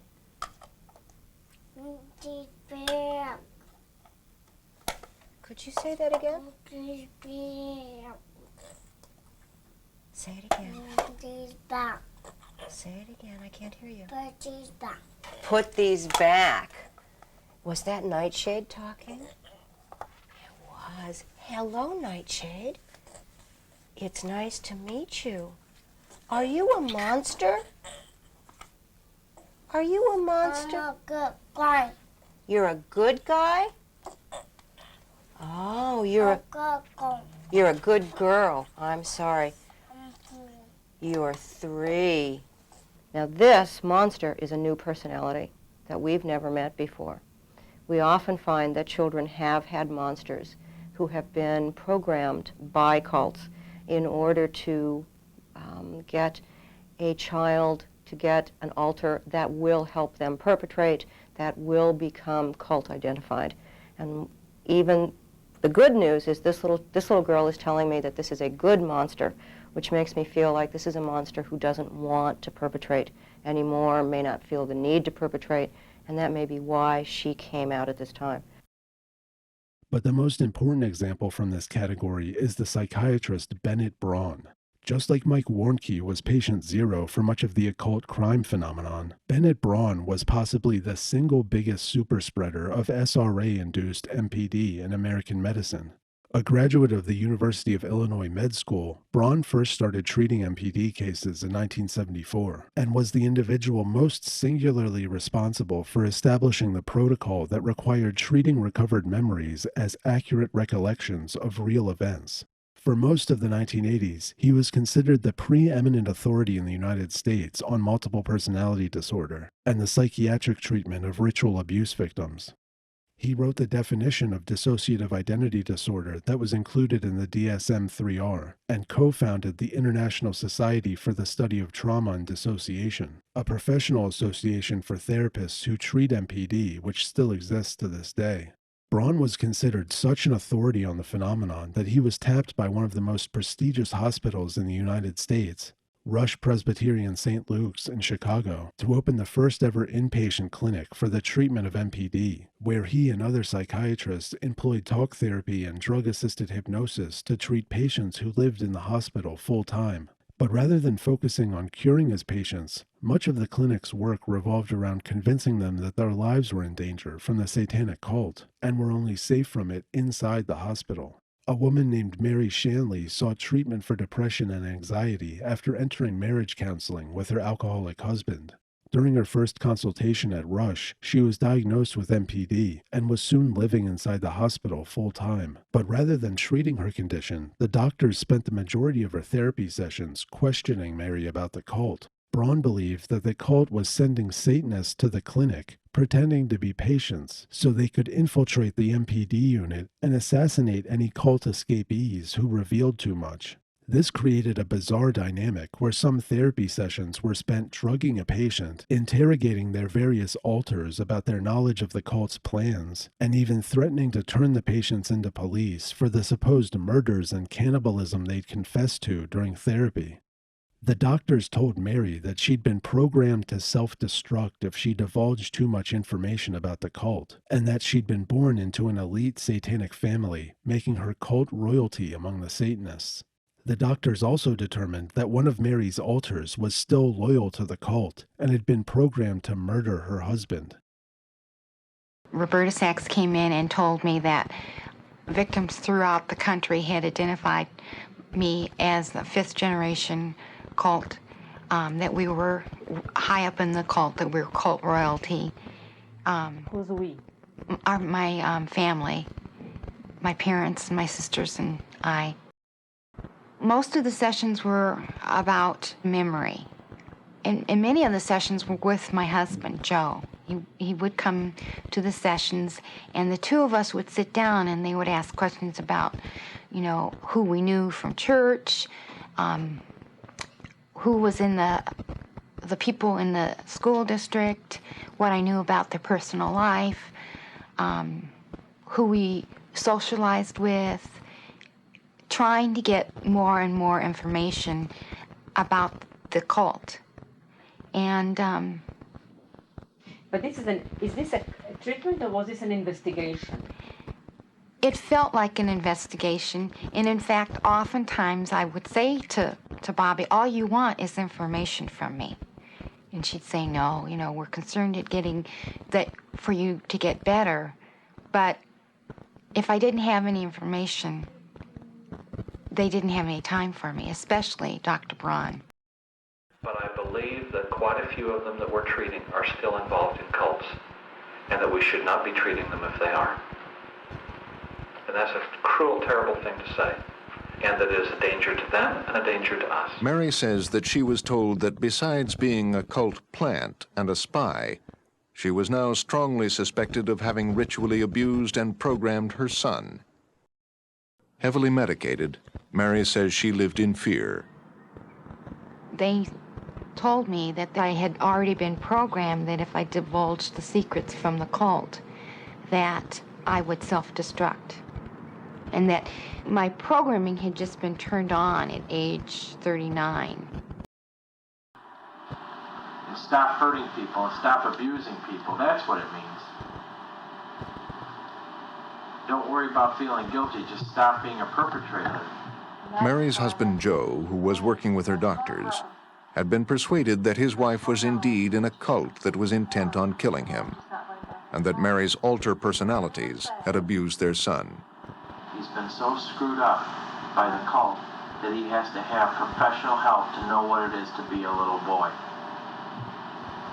With program after program, it's got him so confused, and he doesn't know what it means to be a normal boy. And he's working hard to find out what it is. Pat Burgess was a 29-year-old mother from Des Moines, Iowa, who also came under the clinic's care in 1986. During narco-hypnosis with Dr. Braun, Burgess began to recover memories of childhood experiences in a cannibalistic satanic cult, including being fed human meatloaf by her father, who was, in reality, a devout Roman Catholic and manager of a Coke bottling plant.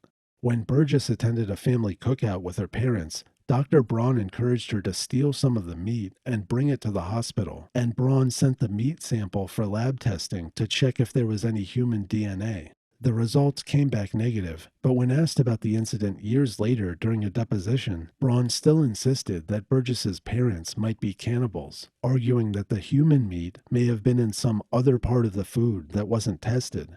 After being committed to the hospital, Burgess was prescribed a heavy drug regimen, some at up to 10 times the normal daily dose. Soon, she had traced her family's satanic cult involvement back to the 17th century, and believed that as a high priestess for a 9-state region of the cult, she had tortured, essayed, murdered, and cannibalized 2,000 children a year, while engaging in bizarre sex rituals featuring panthers, tigers, and gorillas, all while her husband was at work.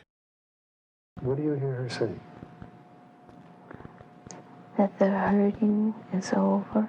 Dr. Braun often treated me like his star patient. I would have to teach other residents and doctors and media people about multiple personality disorder. Who's there? Sarah. How old are you, Sarah? I'm 5. I was supposed to switch personalities for the camera. Who's this? Karen. Karen, you don't seem too happy.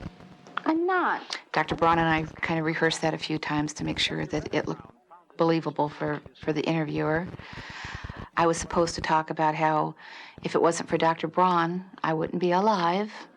Where would Pat be without this unit? I wouldn't be alive. Patty says that Dr. Braun both pushed her to remember things that didn't occur and then believed her stories. After a year in the hospital, Patty traced the satanic history of her family back to the 17th century. Satanic cult practices have been passed down through the paternal side of the family. Dr. Braun asked me to write up something to do a presentation at his conference. It was supposed to be one of my alter personalities, giving a history about the cult. The satanic activity has been genealogically traced to a southern Slavic region of Europe during the Medieval Ages, when her forebears were the supreme monarchs of the blood royal. I believed that I was a satanic high priestess, that I was controlling a satanic cult in a 9-state region. Revealed was the history of I took it deadly serious. Satanic worship, torturous human sacrifice, cannibalism. Braun arranged for Burgess to give an interview with the FBI and confront her parents about the cult in the presence of an FBI agent, but her parents denied everything and told her not to contact them until she was ready to apologize for accusing them of being cannibals. But in Braun's version of MPD treatment, many of his patients weren't just victims, but also perpetrators. According to Braun, some of his patients had been programmed by the cult to abuse their own children, but if they didn't remember ever harming their kids, that was because the abuse had been perpetrated by one of their alternate personalities. The only way to keep the patient's children safe from the cult was to institutionalize them in MPD treatment units to break the cycle of satanic brainwashing. I was identified as a perpetrator and treated as a perpetrator. What else? But she knows she's locked in the parts coming all the way out. They're in charge of the accident they're responsible for. They told me that there was someone, some cult alter, deep within my system that knew the plan about killing my husband and my son. And that all I needed to do was to let that alter surface. That knows the plan for Joe and Ryan and Mary. It's not for me. Okay, for Joe and Ryan. By then, Mary says, she believed it all and tried hard to provide some useful information. They will look like an accident. They would say, you know, let them come up, bring them up. Let the real cult loyal alters come up and give this plan. I heard that. What else? What else? What else is dangerous to you? What's the plan? What's the plan? Who's going to kill Joe? Who's got the job? Who'd you get the job to? I was told that I would go to prison because they knew that I had killed people and that I had abused these children, and I was part of this international network. Dr. Peterson filed a child abuse report against Mary with the Department of Child and Family Services in Illinois, citing that Mary had reported electroshocking her son and abusing him in different places around the country. As for Ryan, Dr. Peterson wrote, Ryan is felt to be a youngster who is highly programmed as a structured, polyfragmented MPD, who has programs for suicide, homicide, and return to the cult. Ryan was 10 years old at the time. Patty's younger son, Mikey, was hospitalized 7 months after his brother. Dr. Braun became very concerned about the first Halloween coming up, 1986. And he told us that unless Mikey was in the hospital, he was in mortal danger. Mikey was then admitted to the hospital on an emergency basis. He was 4 years old. Patty and her children, who were housed in different parts of the hospital, got together in therapy sessions. Patty remembers them as the sticker sessions.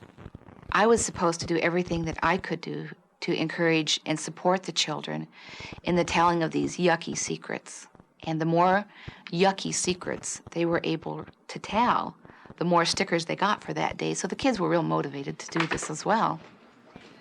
Excerpts from the child psychiatrist's notes. John talked about being threatened that someone in his family would be killed if he didn't obey orders. 2 stickers. And another. John related an incident where a black woman was seized by the cult and choked to death. Afterwards, victim was barbecued. 3 stickers. In this California trial, where Dr. Braun testified as an expert witness, he used an example from one of John's sticker sessions to stress the validity of satanic abuse of children. But I had one child who was just 5 years old talk to me about what it's like to stick a knife in somebody's abdomen and pull it down, and how the intestines pop out. I mean, they just blow out, and what it smells like. The discussion that day was surrounding John cutting open this man's stomach.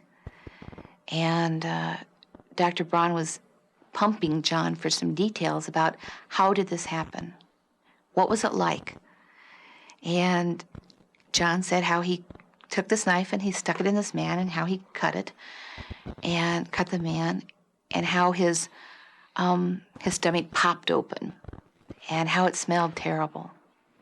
In the description of that, having done surgery myself, I know what it's like to open the belly. And if the anesthesia isn't done right and the muscle relaxant isn't done right, that's exactly what happens. The bowels come right out through the wound. And here's a 5-year-old that can describe to me something I know something about and have it perfectly as far as I'm concerned.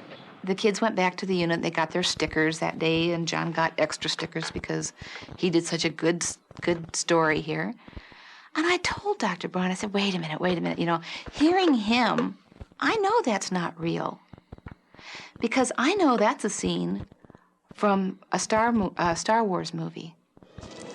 Ben. Where Luke Skywalker cuts open this beast he was riding, and all the guts spill out, and it smells really terrible. I thought they smelled bad on the outside. And when I heard John tell it, I knew he was telling me the story from the movie. But Dr. Braun wouldn't believe it. Where does a 5-year-old learn about this? Not many 5-year-olds go in operating rooms. By the mid-90s, Rush Hospital, Bennett Braun, and other clinics associated with him were facing numerous multi-million-dollar lawsuits for malpractice and criminal charges for insurance fraud.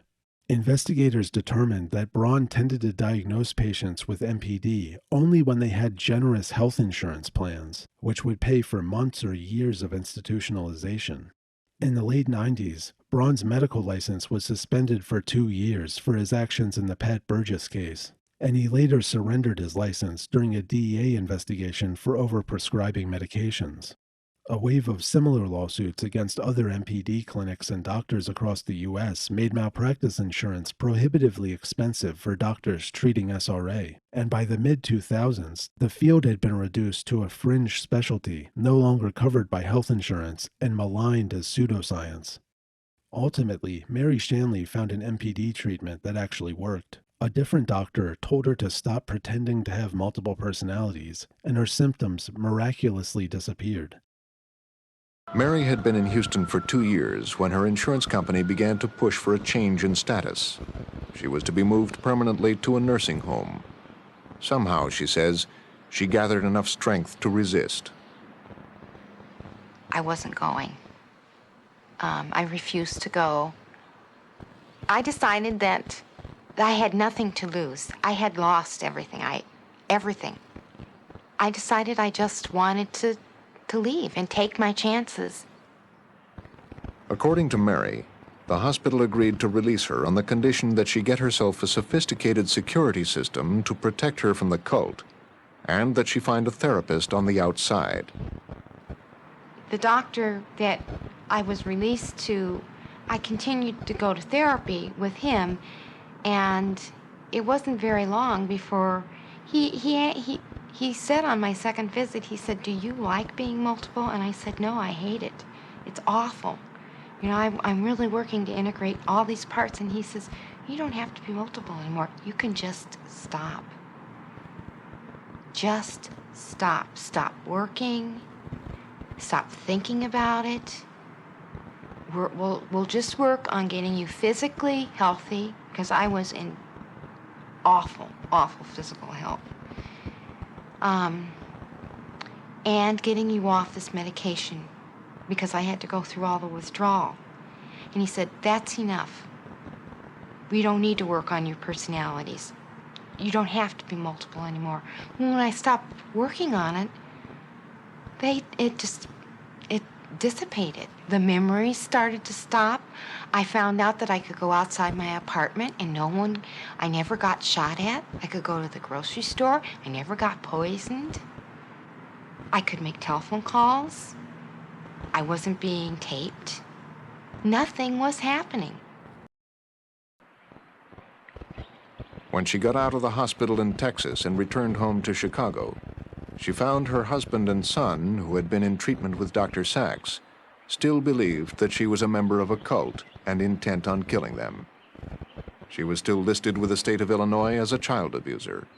Her husband had filed for divorce. This form of SRA-induced multiple personality disorder is now generally understood to have been an iatrogenic mental illness. That is, the disorder itself was caused by the treatment being administered. The methods used in these clinics were only medical in the broadest sense. A psychiatrist, at least hypothetically, could be carrying out their legitimate duties as a doctor by providing talk therapy or medication for a patient with MPD. But even if this satanic cult was real, counteracting it and ensuring patients' physical safety would be a job for police and legislators, not a psychiatrist. Doctors were already mandatory reporters in Illinois by this time, and Braun was receiving daily reports from patients about their participation in child abuse, SA, human sacrifice, and cannibalism, all of which were crimes that could have been prosecuted. Clearly, if he was having Pat Burgess meet with the FBI, then at least some of these alleged crimes were indeed being reported, and yet none of them resulted in actual prosecutions. Bennett Braun was the primary figure behind the SRA wave of the 80s and 90s. He was the main authority being consulted for expert testimony by medical institutions, police, prosecutors, legislators, and the media. Contemporaneous with the explosion in recovered memory allegations was a wave of SRA accusations which came not from adults recovering memories, but from groups of children who claimed ongoing victimization. Rather than a single individual with MPD, in these cases, multiple children, usually between the ages of about 3 and 11 years old, were alleged to have been repeatedly forced to participate in satanic rituals by a caregiver or group of caregivers, like teachers, parents, or daycare workers. The reported activities typically included being forced to engage, either as victim or perpetrator, in human and animal sacrifices, blood rituals, SA rituals, cannibalism, and various satanic religious rites. Those who think the wave of satanic ritual abuse reports was just a big hoax correctly point out that the investigations of these cases were often woefully inadequate. Specifically, the interview techniques used to elicit the children's allegations were conducted using methods that have been experimentally demonstrated to result in frequent false reports. Every year, thousands of people like the Sousas are convicted of child abuse, even though there's no direct physical evidence. They're convicted simply on the word of 4- and 5-year-old kids. Conventional wisdom is that kids that age wouldn't make such things up. They simply don't know enough about sexuality to come up with detailed accounts of abuse. But then Cornell University professor Stephen Ceci read the testimony of some well-known molestation cases and concluded that interviewers had led the kids on by asking suggestive questions. The interviewers could say, how else can we get this information out? Because the kids won't volunteer it. The problem is that from a research standpoint, we are now discovering that if you put kids who were not abused through the same kind of highly leading, repetitive interview, some of those children will also disclose events that seem credible, but in fact are not born in actuality. Now, others have suspected this, but Ceci decided to test that theory. He set up an experiment known as the Sam Stone study. He told a classroom full of 4-, 5-, and 6-year-olds that a man named Sam Stone would come to their class and that he was very clumsy. Then the man came in, stayed a few minutes, and left. That's it. He didn't do anything clumsy. Then, 4 times in the next few months, half the kids were asked leading questions about the man's visit. Do you remember when Sam Stone came to the school and he broke that toy? Did he do it on purpose or was it an accident? Well, he didn't break a toy. So it's highly suggestive, erroneously suggesting questioning. After that, another interviewer simply asked, I wasn't there that day, and I want to know everything that happened that day that Sam Stone came to visit. Can you tell me what happened? This little boy said Sam Stone was reading a book during the visit to the classroom. He was doing it so fast that he ripped one of the pages. Really? Mm-hmm. Did he say This girl said Sam Stone threw dolls and books in the air while he was in the class. Well, when your teacher saw that he was throwing things in the air, what did she say? Then you need to go. You need to go? Yeah, but you keep on ripping our stuff. Just asking leading questions inspired most of the kids to make stories up. In real-life cases, though, are the investigators as suggestive as your testers are? What we do is a pale version of what happens in real cases. All these cases are based primarily on the word of children who, after the fact, had repeatedly been asked questions like this. Do you remember that time when Mr. asked you to stick in your mouth? Okay. None of the child abuse investigators would agree to be interviewed for this story. Some clearly go too far. You're pressing your against me, you know. And it feels good when you do that. Maybe, is that what they did too? Steve Ceci says the questioning in the Kelly Michaels case was just as leading as this. They say to the child, we want you to tell us what Kelly did. The kid says, I don't remember. Oh, yes, you do. You remember. No, I don't remember. You do so. We know you remember. At this point, the child's crying. I want to get out of here. You're not going anywhere till you tell us what we know you want, what we know you know. But why would kids make such things up? That's what convinces juries. You hear those stories and you say, okay, maybe it's not all true. Maybe the machine wasn't as big as a house. Maybe Kelly Michaels didn't smear them all with peanut butter. Teachers would have smelled that. But there must be some truth to it. How could children come up with so many inventive, kinky activities and describe them with so many details unless something really happened? It's a persuasive argument until you hear about Ceci's next experiment. He had researchers ask 4- and 5-year-olds to pick a card out of a deck of 10. On each card was a question. Okay, Derek. This one says, have you ever seen a baby alligator eating apples on an airplane? No. No? Have you ever had your finger caught in a mousetrap and had to go to the hospital? No. No? Your class and... At first, almost all the kids say no. Mm-mm. But then, once a week for the next 10 weeks, they ask the question again. No coercion, no leading questions, as in the child abuse cases. They just gently repeat the question. You went to the hospital because your finger got caught in a mousetrap. Did that happen? Uh-huh. Yeah? By week 4 or 6 or 10, most of the kids are saying, yes, it happened. And not just saying yes, but giving such precise information about it that you'd think it must have happened. Did it hurt? Yeah. Yeah? Who took you to the hospital? My daddy, my mommy, my brother. So where in your house is the mousetrap? It's up at our Down in the basement. Down in the basement? What is it next to in the basement? It's next to the firewood. Anyway, what you see here is a child who's giving you a lot of perceptual detail. He's telling you where the mousetrap was. It was next to a wood pile in the basement. He had gone down there because he wanted to tell his dad, who was down there collecting firewood, that he was ready for lunch. He gets in an argument with his brother Colin, which he later goes on to describe. They were fighting over some action figure. Colin pushes him next to the wood pile. He doesn't see where his hand's going, and it gets caught in a mousetrap. Were you surprised at the answers you got?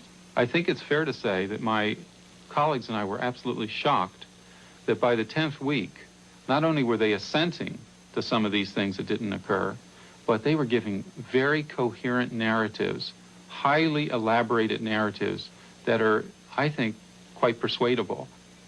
By the time I met the same boy, it was weeks after the experiment, but he still could give lots of convincing details about things that never happened. Was there a time when you got your finger caught in a mousetrap and had to go to the hospital? Wow, which finger was it?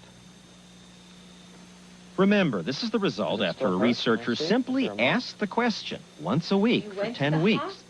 In real abuse cases, kids are questioned for years, often by parents, doctors, then by the investigator, perhaps a therapist, then by lawyers.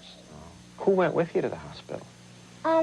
My mom and my dad and my brother Colin, but not my baby. He was in my mom's tummy. Your baby. This boy's testimony is even more remarkable because just a few days earlier, his father had discussed the experiment with him. He'd explained that it was just a test and the whole mousetrap event had never happened. The boy agreed it was just in his imagination. Still, listen to this. Let me ask you, did your father tell you something about the mousetrap finger story? No, is it true? Did it really happen? It wasn't a story. It really happened. It's really happened? You really got your finger caught? It's really happened? Yeah. I assume the child isn't lying. They aren't intentionally making up stories. Absolutely. I think they've come to believe it. It is part of their belief system. Some experts believe they'd come closer to the truth using anatomically correct dolls. With dolls, they wouldn't have to ask so many questions. But Cece's colleague, Dr. Maggie Brook, conducted tests that led her to conclude using dolls also leads kids on. I would think anatomically correct dolls would be a good, neutral way to ask questions. I thought the very same way, but after having had this experience, I'm not quite sure how you do that. Brook had this pediatrician add some extra steps to his routine physical examination of preschool kids. He measures the child's wrists with a ribbon. He puts a little label on the child's stomach, and he tickles the child's foot with a stick. Never does the doctor go anywhere near the child's. Then, right after the exam, using an anatomically correct doll, Brook asks leading questions about the doctor's exam. Can you show me on the doll how Dr. Emmett touched your... He didn't. The child tells the truth. But just a few days later, when Dr. Brook and the child's father again ask about the doctor's visit, it's a different story. Before Brook has a chance to even bring out the doll, the child shows how the doctor had strangled her with the ribbon. He put that around your neck? Like that? Tight. So tight. And watch what happens when the doll's brought out. She's asked to explain what the doctor did that day. So what did he do?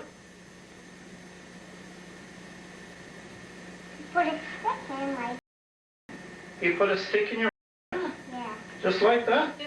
It gets even more violent. She claims the doctor hammered the stick into her. Then she shows how the doctor examined her. He looked where? He did look in your... Of course, none of it is true. Dr. Brook found that when dolls were used, half the kids who'd never had their touched claimed the doctor had touched them. Right, when you were with the teacher, Chantal, did she touch you at all? Where did she touch you? On the nose? Okay, pretend I'm Lauren and you're the teacher. How did you show me? Show me on my face. How did she touch you? Just like that? She did, really? 4-year-old Lauren remembers it clearly. Did it feel ticklish or kind of fun? Kind of fun. But the event she remembers, a researcher touching her on the nose, never happened. Instead, she was told that it happened. Could you hold this for me just for a second? Then I asked you to hold that little plastic box for me. After you held it for me, I touched your nose with my finger and I said, thank you very much. Okay? And not only does she believe it, she can make you believe it too. Show me again. The only time she touched you was how? Show me how. How did she do it? Bing, like that. Lauren is part of an experiment designed by psychology professor Kathy Pezdek at the Claremont Graduate School. In the lab where we know what really happened, we want to know what factors affect the suggestibility of children's memory. Touching on the nose is quite unusual. It doesn't happen very often in life. And it is unusual, it's well remembered, and if the child in acting out this event actually shows you something that didn't occur, it's because that's in their memory. And indeed, many of the children whose testimony was used to prosecute the accused Satanists in these cases would ultimately recant their stories. In the Oak Hill case in Austin, Texas, the child whose statements in therapy had kicked off the entire investigation testified on the stand that no abuse had taken place, but that she'd been coached during interviews to say that it had. Multiple alleged victims in the McMartin preschool case took back their allegations over the following years, and some have spoken publicly about how they felt manipulated during their interrogations. After becoming an adult, one McMartin accuser named Kyle Zaporlo said in an interview that when he denied that he'd been abused, the interviewers told him that they already knew that wasn't true, and that he needed to help the other children who were too scared to talk. When Zaporlo would tell them he didn't know the answer to a question, the interviewers would call him stupid, and eventually he determined, I'm not going to get out of here unless I tell them what they want to hear. Even the very first Daycare SRA case in U.S. history in Kern County, California, has seen multiple accusers publicly retract their stories. The fact that Dr. Bennett Braun was called as an expert witness in many of these cases isn't exactly confidence-inspiring either. And in fact, we now have modern, better documented analogs of these types of cases, which provide a window into how allegations like this can arise even in the absence of any abuse. For example, in 2014, a UK resident named Ella Draper began publishing videos of two of her children accusing their biological father of being the leader of a Satan-worshipping cult based in Hampstead, England. First time when we ever done it for Papa, the first time when we have done it, we had feared so much. When you did what? When you killed the baby, first time. And you killed the babies? Yes. You yourself? With Papa. Papa holding my hand, he helped me. But he told me to cut the baby's head off. But he forced me to. I couldn't. He held your hand? He held my hand, yes. Like what? Show me. So this is my hand on the knife. He put his big hand on, and he pushed my hand and then cut off the head. Like that. How do they eat the baby? Alive? Is the baby alive? No, they inject it to make it go to sleep. And then after, Papa tells us to hold the knife, and then he puts his big hand on. He pushes it into the neck, cuts it, and after, but when it's upside down, so it's like he goes like that. How do the babies become upside down? So you get a string, hang it up, and it's upside down when it's asleep. Well, hang the baby upside down after they inject it? Yes. In the videos, the children claimed that, in addition to abusing them, their father had been a key member of a satanic CSA ring, which routinely murdered babies, drank their blood, and danced around wearing shoes made of their skin and hats made of their skulls. Over multiple YouTube videos and police interrogations, the list of cult members grew to include teachers from their schoolmates' parents, priests, social workers, and police officers. Hampstead cops took the claim seriously, searching the local school and church for the hidden rooms the children said were used in the satanic rituals, and attempting to track down the police officers the children had named as members of the cult. But the investigation found no evidence that any of these people or places existed. Other children the accusers had named as victims of the Satanists denied having any involvement or knowledge of the cult, but the videos of the children talking about the rituals went viral, and the children's father, along with several other people they'd accused, received constant death threats and harassment. After further interviews, the children eventually recanted their allegations and disclosed that their mother and her boyfriend had encouraged them to make the original accusations against the children's father to get an edge in a custody dispute. Despite this, the videos have continued to circulate online well into the 2020s, and the falsely accused adults regularly receive waves of threats and abuse from people who still believe they're members of a baby-killing satanic cult. It's worth noting here that if you look at the actual testimony of the kids from cases like this, you'll routinely find the children making all kinds of allegations against adults which contradict basic logic in physics. Children in the McMartin case reported that their abuse had included taking trips on a hot air balloon, being forced to watch McMartin staff beat a horse to death, witnessing both McMartin staff members and unidentified witches exhibit the ability to fly, and seeing babies and children being flushed down toilets, despite the toilet's pipes being about 2 to 3 inches in diameter. And in the Fells Acres daycare case in Massachusetts, children reported that the satanic rituals they'd endured included encounters with clowns and robots. This doesn't mean that ritualistic abuse, even of the satanic variety, is purely myth, but the clearest real examples we have come from well after the Satanic Panic. In 2010, a British man named Colin Batley was found to be leading a cult in Kidwelly, Wales, with practices that were strikingly similar to those reported by SRA victims in the 1980s. The cult, which insiders referred to as the Church, had started recruiting in London by the 1990s, basing its ideology and ritual practice on Aleister Crowley's Book of the Law.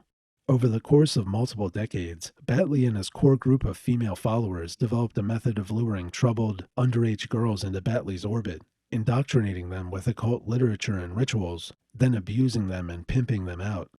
The girls were initiated into the group in a ceremony that involved Batley preaching about the occult before subjecting the victims to a degrading assault. Children were intimidated into participating using threats of murder, and after their induction into the group, they were forced into satanic orgies at Batley's command. Afterwards, the victims would be made to prostitute themselves and give a portion of the proceeds to the unemployed Batley. In 2011, Batley was convicted on 35 counts and given an indeterminate sentence of 11 years to life, while the other cult members were convicted of lesser offenses. In 2019, a man in South Wales was sentenced to 33 years in prison for crimes committed during a 20-year period when he'd abused his own daughters after brainwashing them into an occult religious belief system. The man isolated his daughters and constructed for them a magical alternate reality where he was a powerful mystic capable of astral projection and mind reading. He used this occult belief system to intimidate the girls and normalize the abuse, convincing them they had an important destiny as powerful witches, and creating fake personas to send messages to the girls, playing up the supernatural powers of the cult. But these real cases lacked the defining characteristics of the allegations made during the height of the SRA wave. There were no claims of recovered memories or multiple personalities, and the victims' testimonies contained none of the fantastical, logic-defying stories about zoo animals, witches, or robots. But more importantly, these cases were isolated to a single family or handful of cult members. No trace of these alleged networks of satanic cult abusers, where the daycare and the teachers and the cops and parents were all participating in the SRA, has ever been found in a single case at any time, from the 1980s to now. The mainstream media coverage of SRA claims in the 80s had been marked by credulity and sensationalism, but in 1990, when the McMartin preschool trial ended in dismissals and acquittals on all charges for the defendants, journalists began to treat the phenomenon with uniform hostility and skepticism. The exposure of frauds like Mike Warnke, Satan's Underground, and Michelle Remembers in the first 2 years of the 90s certainly contributed to the wave of pushback, but equally significant was the 1992 founding of the False Memory Syndrome Foundation by UPenn mathematics professor Peter Fried and his wife Pamela. That family, whose dispute is well known within the therapeutic community, is the Fried family. It's widely known that my parents claim to be falsely accused of sexual abuse by their daughter. I'm a scientist whose empirical work has been replicated in laboratories around this country and Europe, and until the last few years of parental invasion, I enjoyed an excellent professional reputation without any scandal attached to my name. Is it because I have a questionable In 1993, in front of an audience of about 250 mental health professionals, Jennifer Fried, PhD in psychology, ended a professional speech with private comments, telling of the memories that she had recovered, memories of sexual abuse by her father. Medical clinic. At times I'm flabbergasted that my memory is considered false and my alcoholic father's memory is considered rational and sane. Her father, Peter Fried, is a professor of mathematics. It started for us the morning of, I think it was a Thursday morning, when we had arrived the day before at our daughter's place in Eugene, Oregon. She and her children and husband left early that morning with the story that they needed to go to the doctor for an ear infection in one of the children. And a couple of hours later, we were summoned to the phone, and her husband told us that we were to leave Eugene, that they had booked flights for us on an airplane, and that Jennifer now remembered having been seriously abused by me as a child. It was quite an experience to get a phone call like that. Peter and Pamela Fried met when they were children. They became stepbrother and sister when Pam's mother married Peter's father. They fell in love. Pamela was 18 when she married Peter. He was 19. Jennifer was born a year later, and her sister Gwen 6 years after that. Pamela and Peter settled down to raise their family and studied for their PhDs. Peter in mathematics, Pam in education. Jennifer followed in her parents' footsteps. By the time she had her first child, she also had a PhD in psychology. Pam and Peter were grandparents for the second time when Jennifer, who had just begun therapy, recovered her first memories of abuse. Although I don't want to discuss the details of my recovered memories, I do need to clarify that my family of origin was troubled in many observable ways. Her father was an alcoholic, she said. She talked of objectionable patterns of behavior. A pattern of boundary violation, a pattern of invasion and control, a pattern of inappropriate and unwanted sexualization. Peter does not dismiss his daughter's charges lightly. I'm sure that in each case, not in each case, but in each case, there's some aspect of what she's saying is true. I became a serious alcoholic in the later 70s and went to a dry cleaners, as it were, and haven't been drinking since. My humor was ribald at times, always has been. I was influenced by this idea that one should be open and should see sex as something that's a healthy part of life, and therefore it's something that a child shouldn't have to hide from a parent. This may be wrong. I'm sure that there are all sorts of things that I did that I wouldn't do again. Presumably one learns as time goes on.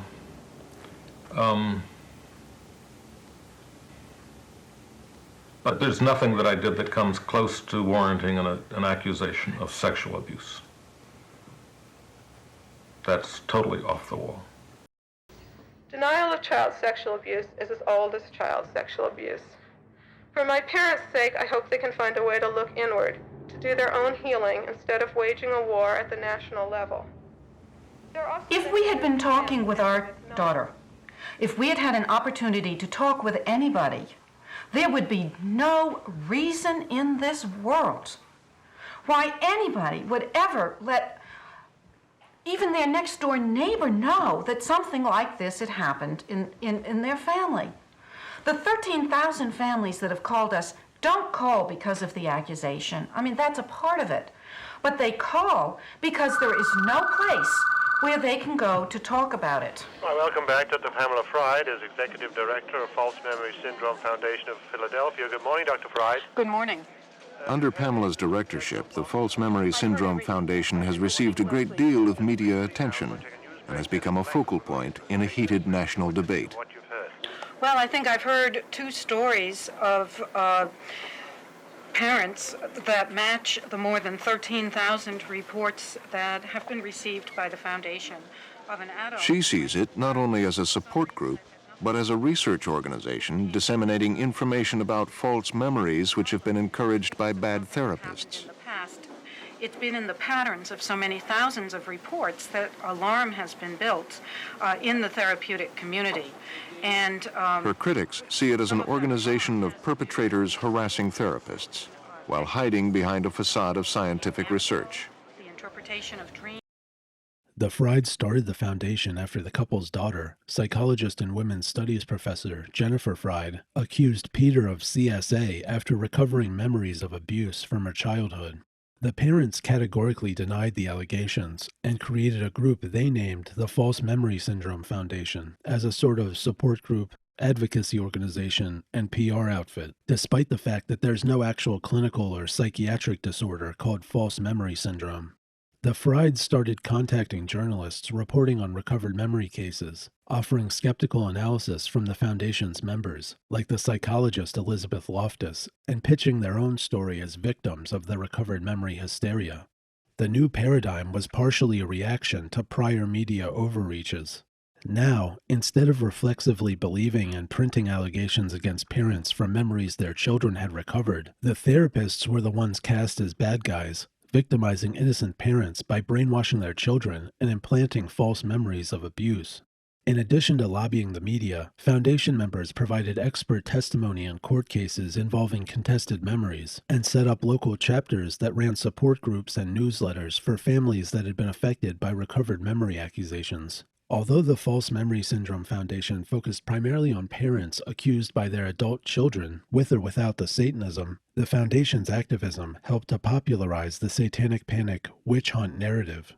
On one side was psychologists and memory researchers who questioned the validity of recovered memories, parents and family members accused of abuse who maintained their innocence, and civil libertarians like the ACLU concerned with due process and pseudoscience in the criminal justice system. On the other side was Christian groups worried about satanic influence, therapists who believed in the legitimacy of recovered memories, sensationalist media, and law enforcement organizations from throughout the U.S. What might not be obvious to a modern observer is just how polarized the Satanic Panic debate became along party lines. The idea that Satanism or Satanists represented a real threat to the average American's life or safety was a thoroughly right-wing coded position by the early 90s. You can see this in the Geraldo special, when an army captain named Walter Grote is asked about his own daughter's alleged victimization at the hands of a satanic cult. But rather than address the subject, he immediately launches into a bizarre, implicitly pro-Republican rant about the '88 presidential election. This is Dr. Walter Grote, would you stand, sir? Whose daughter was allegedly abused at West Point, the United States Military Academy. You were a captain in the United States Army. Aside from what allegedly happened to your daughter, which I know you allege was part of a satanic cult, and having nothing to do with this man, I state again for the record, what is your feeling, sir, on the fact that a serving officer in the United States Army is also a professed Satanist, a high-ranking person? Well, I think in this election year, we've heard a lot about values, Geraldo. We've heard a lot that our little children should be saying the Pledge of Allegiance to the flag. Mr. Aquino has identified himself as an antichrist. He preaches that as the leader of the Temple Set. I don't think I'm misquoting him. I find it inconceivable that we can have candidates talking about one nation under God and having our children say that, yet by the same token, we can have somebody in our army as a colonel leading our troops in battle who are opposed to the very concept of God and whose whole purpose it is to fight against God. The paranoia over satanic abuse was strongly associated with moral majority Republicans and the Reagan-era Christian right, the same cultural tendencies that gave us complaints about Satan worship in rock music and Hollywood, and warnings about Dungeons and Dragons being a gateway drug to occultism. The Satanic Panic narrative, where concern over Satanism was thought to be a hysteria that only afflicted Southern hicks and Bible thumpers, was thus implicitly urban, coastal, and left-wing coded. It's also difficult for Americans in the 2020s to fully grasp just how openly Christian American public life was in the 1980s, or the seriousness with which people treated claims of supernatural influence. During the Geraldo special, Geraldo asks a cop who investigated a teen murderer if the killer might have been possessed by a demon during the crime. In Michael Aquino's Oprah appearance, Oprah asks him, apparently with utter sincerity, if Satanists could be remote viewing the studio audience from elsewhere in Chicago. And the media coverage of Satanism and SRA frequently featured commentary from priests describing cult escapees they were counseling and exorcisms they'd performed on possessed Satanists. It's probably not a coincidence that age regression therapy and personality switching in MPD strongly resembled depictions of spirit possession from Hollywood movies of the period, like The Exorcist and The Omen, in which the afflicted person takes on another personality and starts speaking in a different voice. Unlike other countries of comparable wealth, the United States was still nearly 90% Christian in the 1980s, and yet it had the highest violent crime and child abuse rates in the developed world. Believing that all those people were being abused and murdered by a vast conspiracy of Satan worshippers would have been a lot more comforting than the idea that your fellow American Christians were just inordinately violent.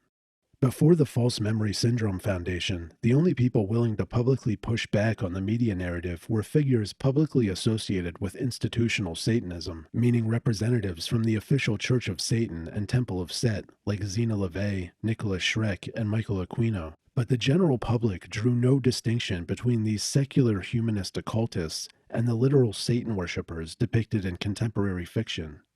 This created an absurd scenario where the only skepticism expressed in the media was coming from what appeared to be an alliance between Satan worshippers on one hand and child abusers on the other, and public Satanists faced open hostility, including violence and police harassment. Nicholas Schreck has said in interviews that his and Zena's move to Germany in the 90s was motivated primarily by fear that they would either be physically attacked by a believer in satanic conspiracies or ensnared in a protracted legal case based on nothing more than a random stranger's paranoid fantasies. And just as the Satanic Panic witch hunt narrative developed in the 90s in reaction to the overreaches of satanic cult conspiracies, over the decades since, a counter-reaction has emerged which insists that some of the allegations of ritual abuse may have been true all along. The premier example is the book The Witch Hunt Narrative by the former Brown political science professor Ross Chait, in which he re-examines the Daycare Satanic Abuse Wave and suggests that some of the most famous cases began as legitimate outcries of abuse by one or more children, which were then undermined and buried through sloppy investigations and parental interference.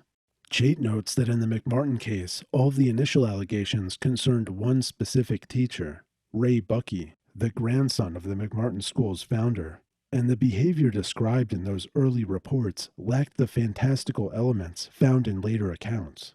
In fact, most of the earliest allegations, from about a dozen different children, came not during the botched investigation, but from spontaneous utterances the children made to their parents about Buckey. In at least one case, a girl described abuse committed against another student, which that student later independently described. The Country Walk case in Miami, Florida is an especially egregious example of misrepresentation in the Satanic Panic hysteria narrative. In 1985, Frank Fuster was sentenced to 165 years in prison after being convicted of 14 counts of CSA centered around a babysitting service Fuster owned with his wife, Ileana, in a Miami suburb. As with the McMartin case, the earliest outcries came not from improper interrogations, but from children making spontaneous disclosures to their parents in which they named Fuster as their abuser. During the investigation, the Fuster's son tested positive for an STD, and Frank Fuster had already been convicted in a separate CSA case in 1981, just 4 years before his charges related to the daycare.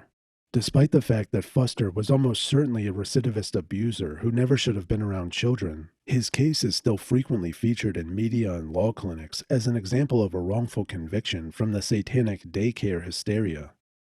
Conspiracy theorists looking to vindicate the original SRA narrative of satanic crime in daycares have ironically embraced Chait's book, implying that it supports the maximalist interpretation of, for instance, the McMartin case. But in reality, Chait's appraisal is much more measured.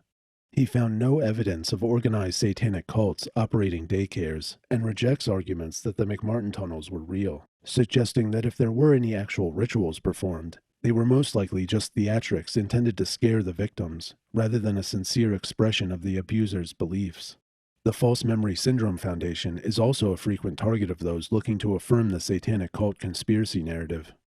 Common vectors of attack include arguing that the Foundation is just a giant exercise in reputation management by the Frieds after their daughter's accusations, and highlighting a 1993 incident where a member of the Foundation's advisory board, Ralph Underweger, resigned his position after he and his wife gave an interview to a Dutch magazine in which they seemed to defend pedophilia. But these attacks are fundamentally guilt by association and fail to address the Foundation's core, more interesting claims about the nature of human memory. The issue is too complex to do justice to here, but the Foundation's position relied on experiments by psychologists like Elizabeth Loftus to argue that the construction of false memories really isn't that difficult or rare. That I and my colleagues did is to try to get people to remember that they met and shook hands with Bugs Bunny at Disneyland.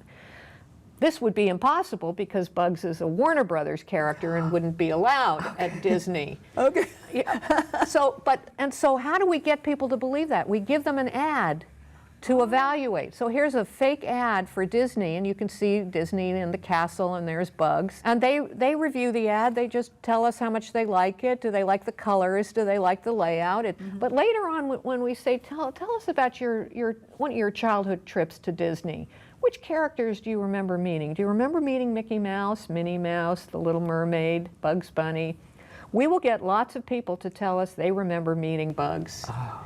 And then when they get pressed for details, they'll say they shook his hand, they'll say they touched his tail, they'll say he was eating, one said he was eating a carrot, one said, a few said he said... So it becomes real. It becomes real. They embellish it with detail, and it looks every bit like a real memory. Yeah. Even though it couldn't have happened. In her challenge to the idea of repressed memory, Elizabeth Loftus set out to demonstrate experimentally how false memories could be implanted in some people. This came to be known as the lost in the mal technique from the first study that involved trying to plant false childhood memories in 24 participants.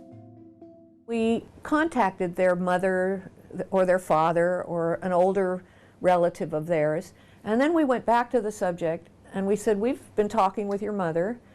We found out some things that happened to you when you were about 5 or 6 years old. We'd like to see what you can remember about these experiences that your mother told us about. Participants were given 3 true experiences and a false one that involved being lost in a shopping mall as a 6-year-old. Your mother told us that you were shopping at the corner shopping mall on a Saturday one time, and you were by the pet store, and all of a sudden you disappeared and you were gone for the longest period of time. And eventually we found you were crying, and an elderly woman had rescued you and brought you back to the main office. Do you remember that experience? The researchers were able to plant false memories in 25% of their participants, a statistically significant figure. And what surprised them was the rich detail of these false memories.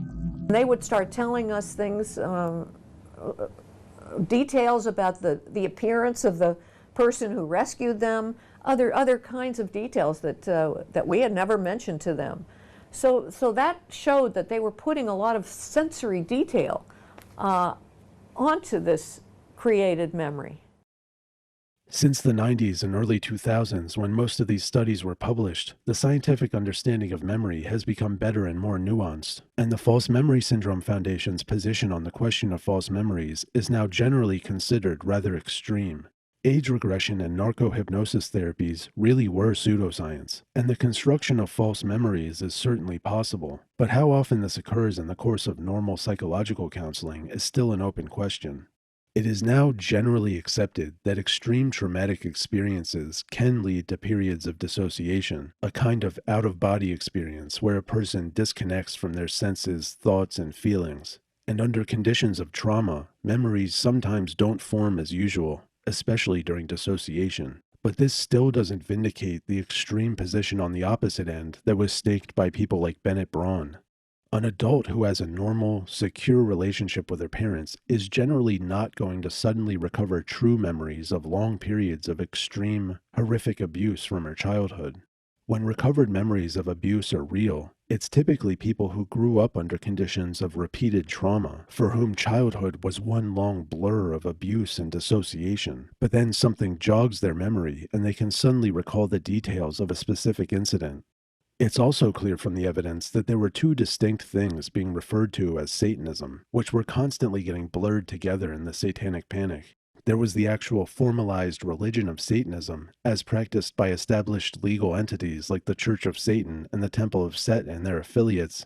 And then there was Satanism, meaning Satan worship, practiced by countless alienated American teenagers and antisocial weirdos, which wasn't an institution or set of formalized beliefs so much as an ad hoc blend of demonology, occultism, and various forms of black magic.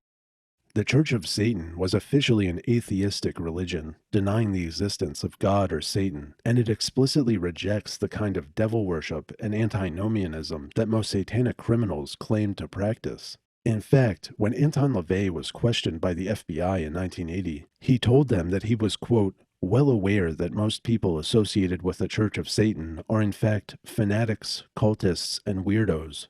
He stated his interest in the Church of Satan is strictly from a monetary point of view. The Temple of Set did believe in a literal Satan and got more into the spooky occult stuff, but there's no evidence that anyone was going out and killing people for these religions. By contrast, when the people identified by the media as satanic criminals actually spoke about their beliefs, it was always a random assortment of devil worship, folklore, and bits of ritual or occult practices they'd picked up from various sources. American media was constantly featuring testimony from people who would claim to be members of the Church of Satan, and then immediately endorse a belief in a real, literal Satan, in contradiction of LaVey's actual teachings, or claim to have participated in rituals which didn't even exist in the Church of Satan. In Michael Aquino's Oprah appearance, he's questioned by an anonymous audience member who claims to be a card-carrying member of the Church of Satan, who's now on the run after being forced into the head acolyte position at a witches' Sabbath ceremony on Walpurgisnacht, during which the local Chicago high priest made the group carry out a human sacrifice. Aquino calmly points out that the Church of Satan doesn't have a head acolyte position, or a witches' Sabbath ceremony, that the only high priest in the church was Anton LaVey, and that the Satanic Bible explicitly mocks and condemns the idea of actually sacrificing humans or animals. Aquino asked the guy why he decided to go to a TV taping about Satanism with his story instead of the cops, but of course, the man has no plausible answers for any of it. The media was routinely airing testimony like this, where anonymous individuals would claim to have been participants in, or victims of, the most bizarre forms of group torture or murder, presented without any evidence or pushback, and never followed up on again. As the demand for information on these satanic cults grew, a new crop of occult crime experts popped up who went beyond even Warnke and Pryor.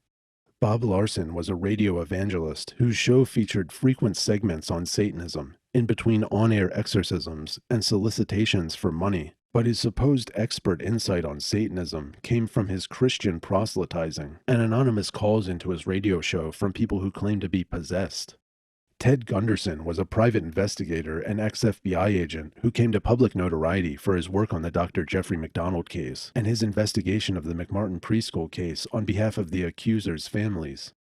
Maury Terry was a local New York journalist who wrote the book The Ultimate Evil, alleging that a vast conspiracy controlled by the Process Church of the Final Judgment was really behind the Son of Sam shootings, and spent years looking for occult angles on all kinds of famous crimes, like the Hedda Nussbaum child abuse case in New York.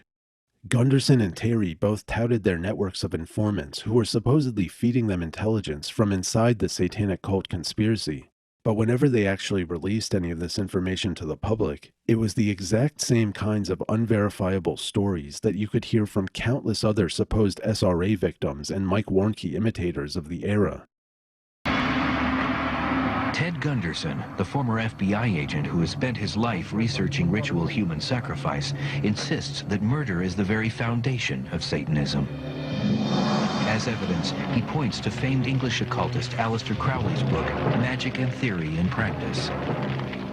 And here's what he says in his book. For the highest spiritual working, one must accordingly choose the victim which contains the greatest and purest force.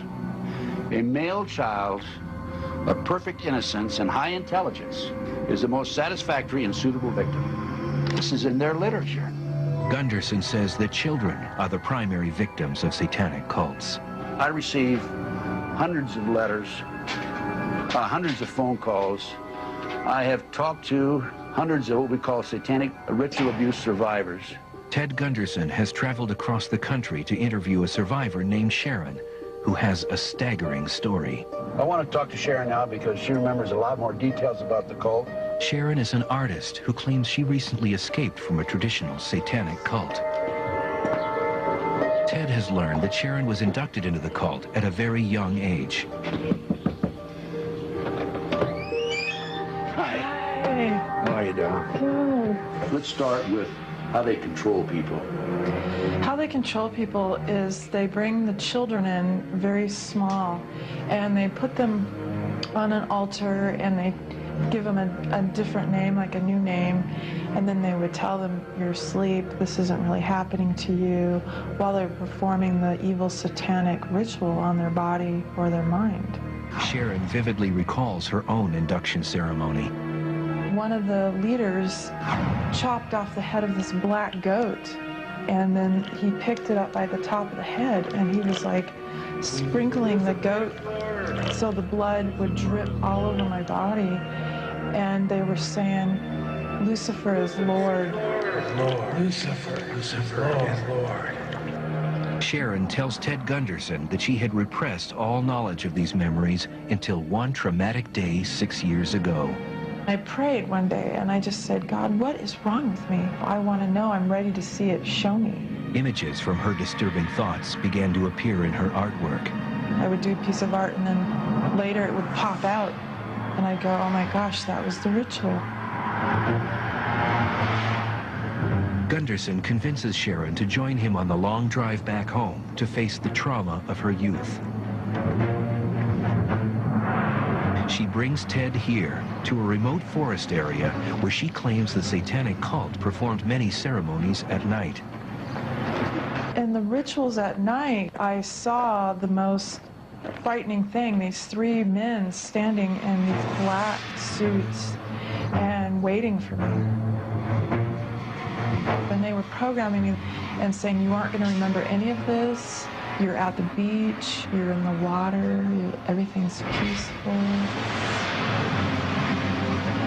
Next, Sharon leads Ted deeper in the forest to a place where she says she was taken by cult members many times.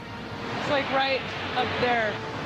They took me up here at night and we went up there right at the base of the waterfall there, and they were praising Lucifer and speaking in weird languages and just had me under very deep programming, mind control, so I didn't remember any of it happening. During a hike here years ago, the waterfall triggered the release of her repressed memories. I said, oh my gosh, something happened up here, and I started... memory. Yeah, I started going through the memory and everything, and the pain. Even more chilling, Sharon claims the cult used this very spot for the most heinous of all deeds, human sacrifice. I had 4 babies to my knowing, and 4 of the babies were killed in the rituals. And I had to kill all of them.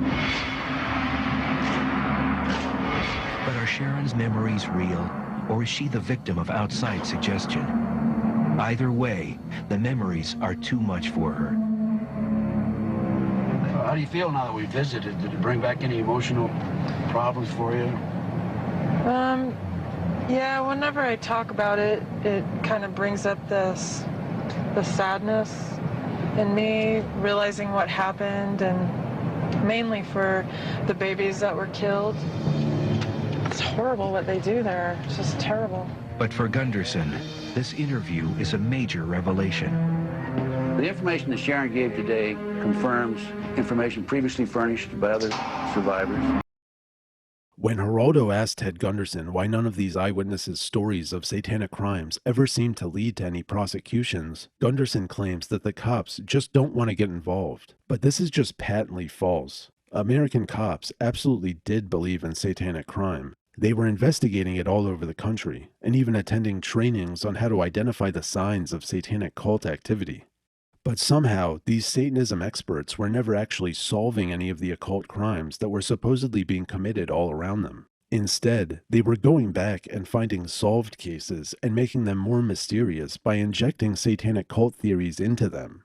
Maury Terry built his theory of the Son of Sam case by slapping together testimony from people like James Rothstein, who claimed to be directly involved in every conspiracy from Roy Cohn's blackmail ring to the JFK assassination to Johnny Gosch and the Vatican Bank, plus Billy the Artist, who was selling Terry's sketches of characters from Superman comics, claiming they depicted processed church members, and John Paul Ranieri, who gave numerous contradictory accounts of his own biography to multiple journalists over years. Terry never identified any actual connections between any known members of the Process Church, like Robert de Grimston, Mary Ann McLean, or Timothy Wiley, and the Son of Sam crimes. He just accused a bunch of random people of involvement in a satanic murder conspiracy, and then started referring to that conspiracy as the Process. Ted Gunderson, on the other hand, never seemed to meet a conspiracy theory he didn't believe and claimed to have inside information about.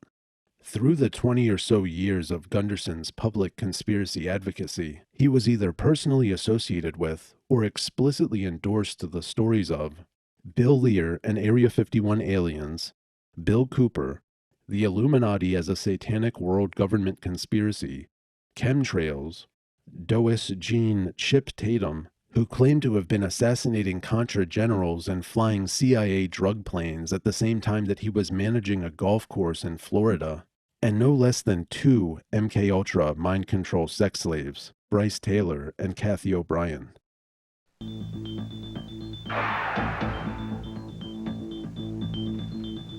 Now to a spy thriller unfolding in the heart of suburban Los Angeles. The CIA allegedly brainwashes a woman and turns her into a sex slave to the rich and famous. It does sound bizarre. Jody Baskerville is here there with this Unit 13 exclusive investigation.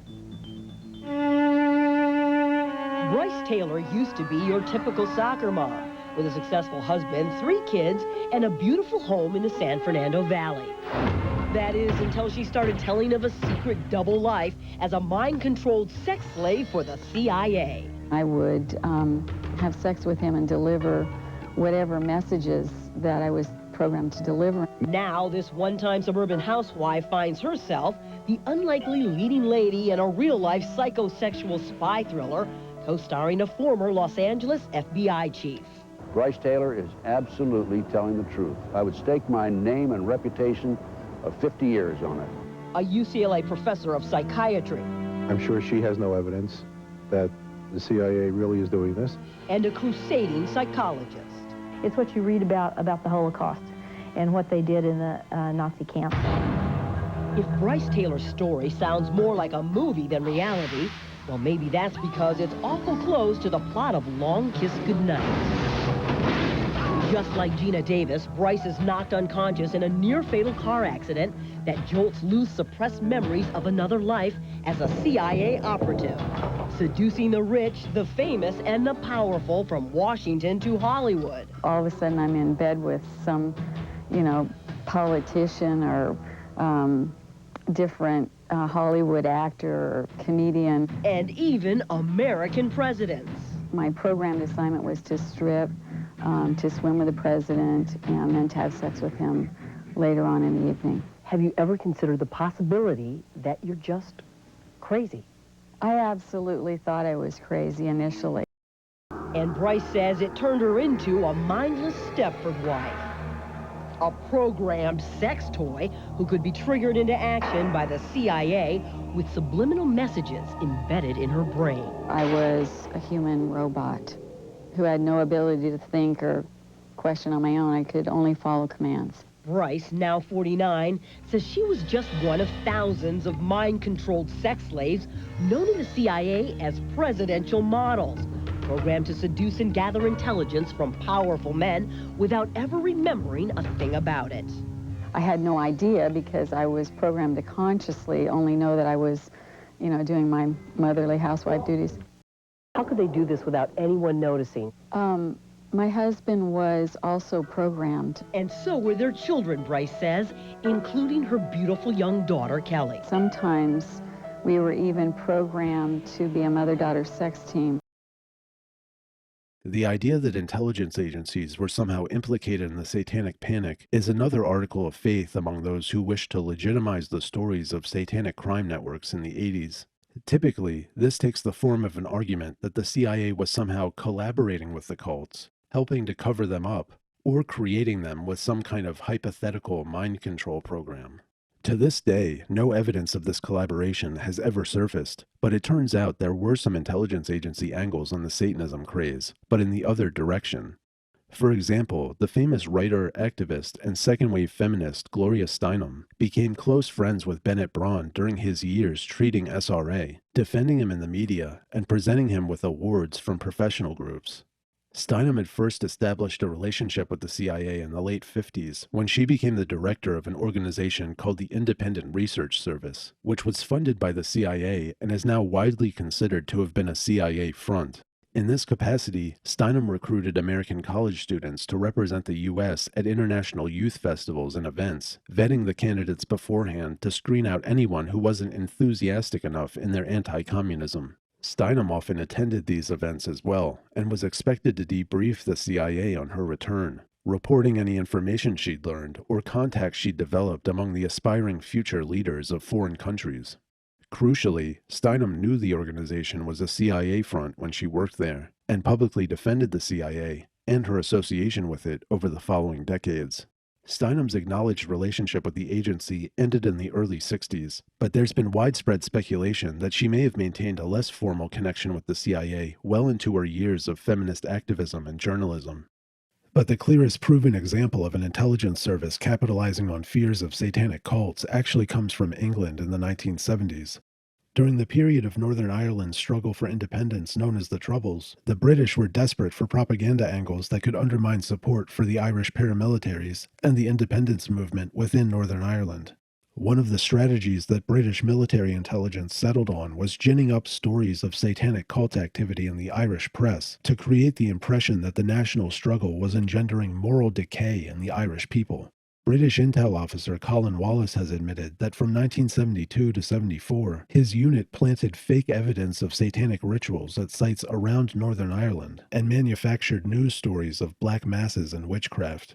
The unit would construct makeshift altars on beaches and other public places, then get animal blood from supermarket meat and splash it around the altar to simulate evidence of animal sacrifice. At other sites, the officers left black candles and upside-down crosses arranged to resemble ritual chambers. The scenes would quickly be discovered by locals, generating rumors of witchcraft and, very often, local and even national news coverage. The operation had two main objectives. First, by staging the ritual sites in areas known to be frequented by the paramilitaries, the British government was essentially framing the militias as Satan worshippers.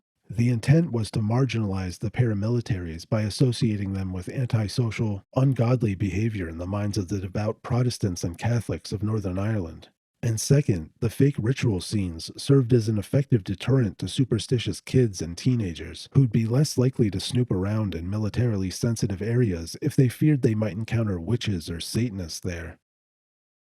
The narrative underlying the original Satanism hysteria, that organized groups of Satan worshippers had infiltrated mainstream American institutions and families, and were secretly carrying out industrial-scale child abuse and mass murder for occult religious reasons, started out as Christian storytelling, infused with supernaturalism and faith-promoting lies.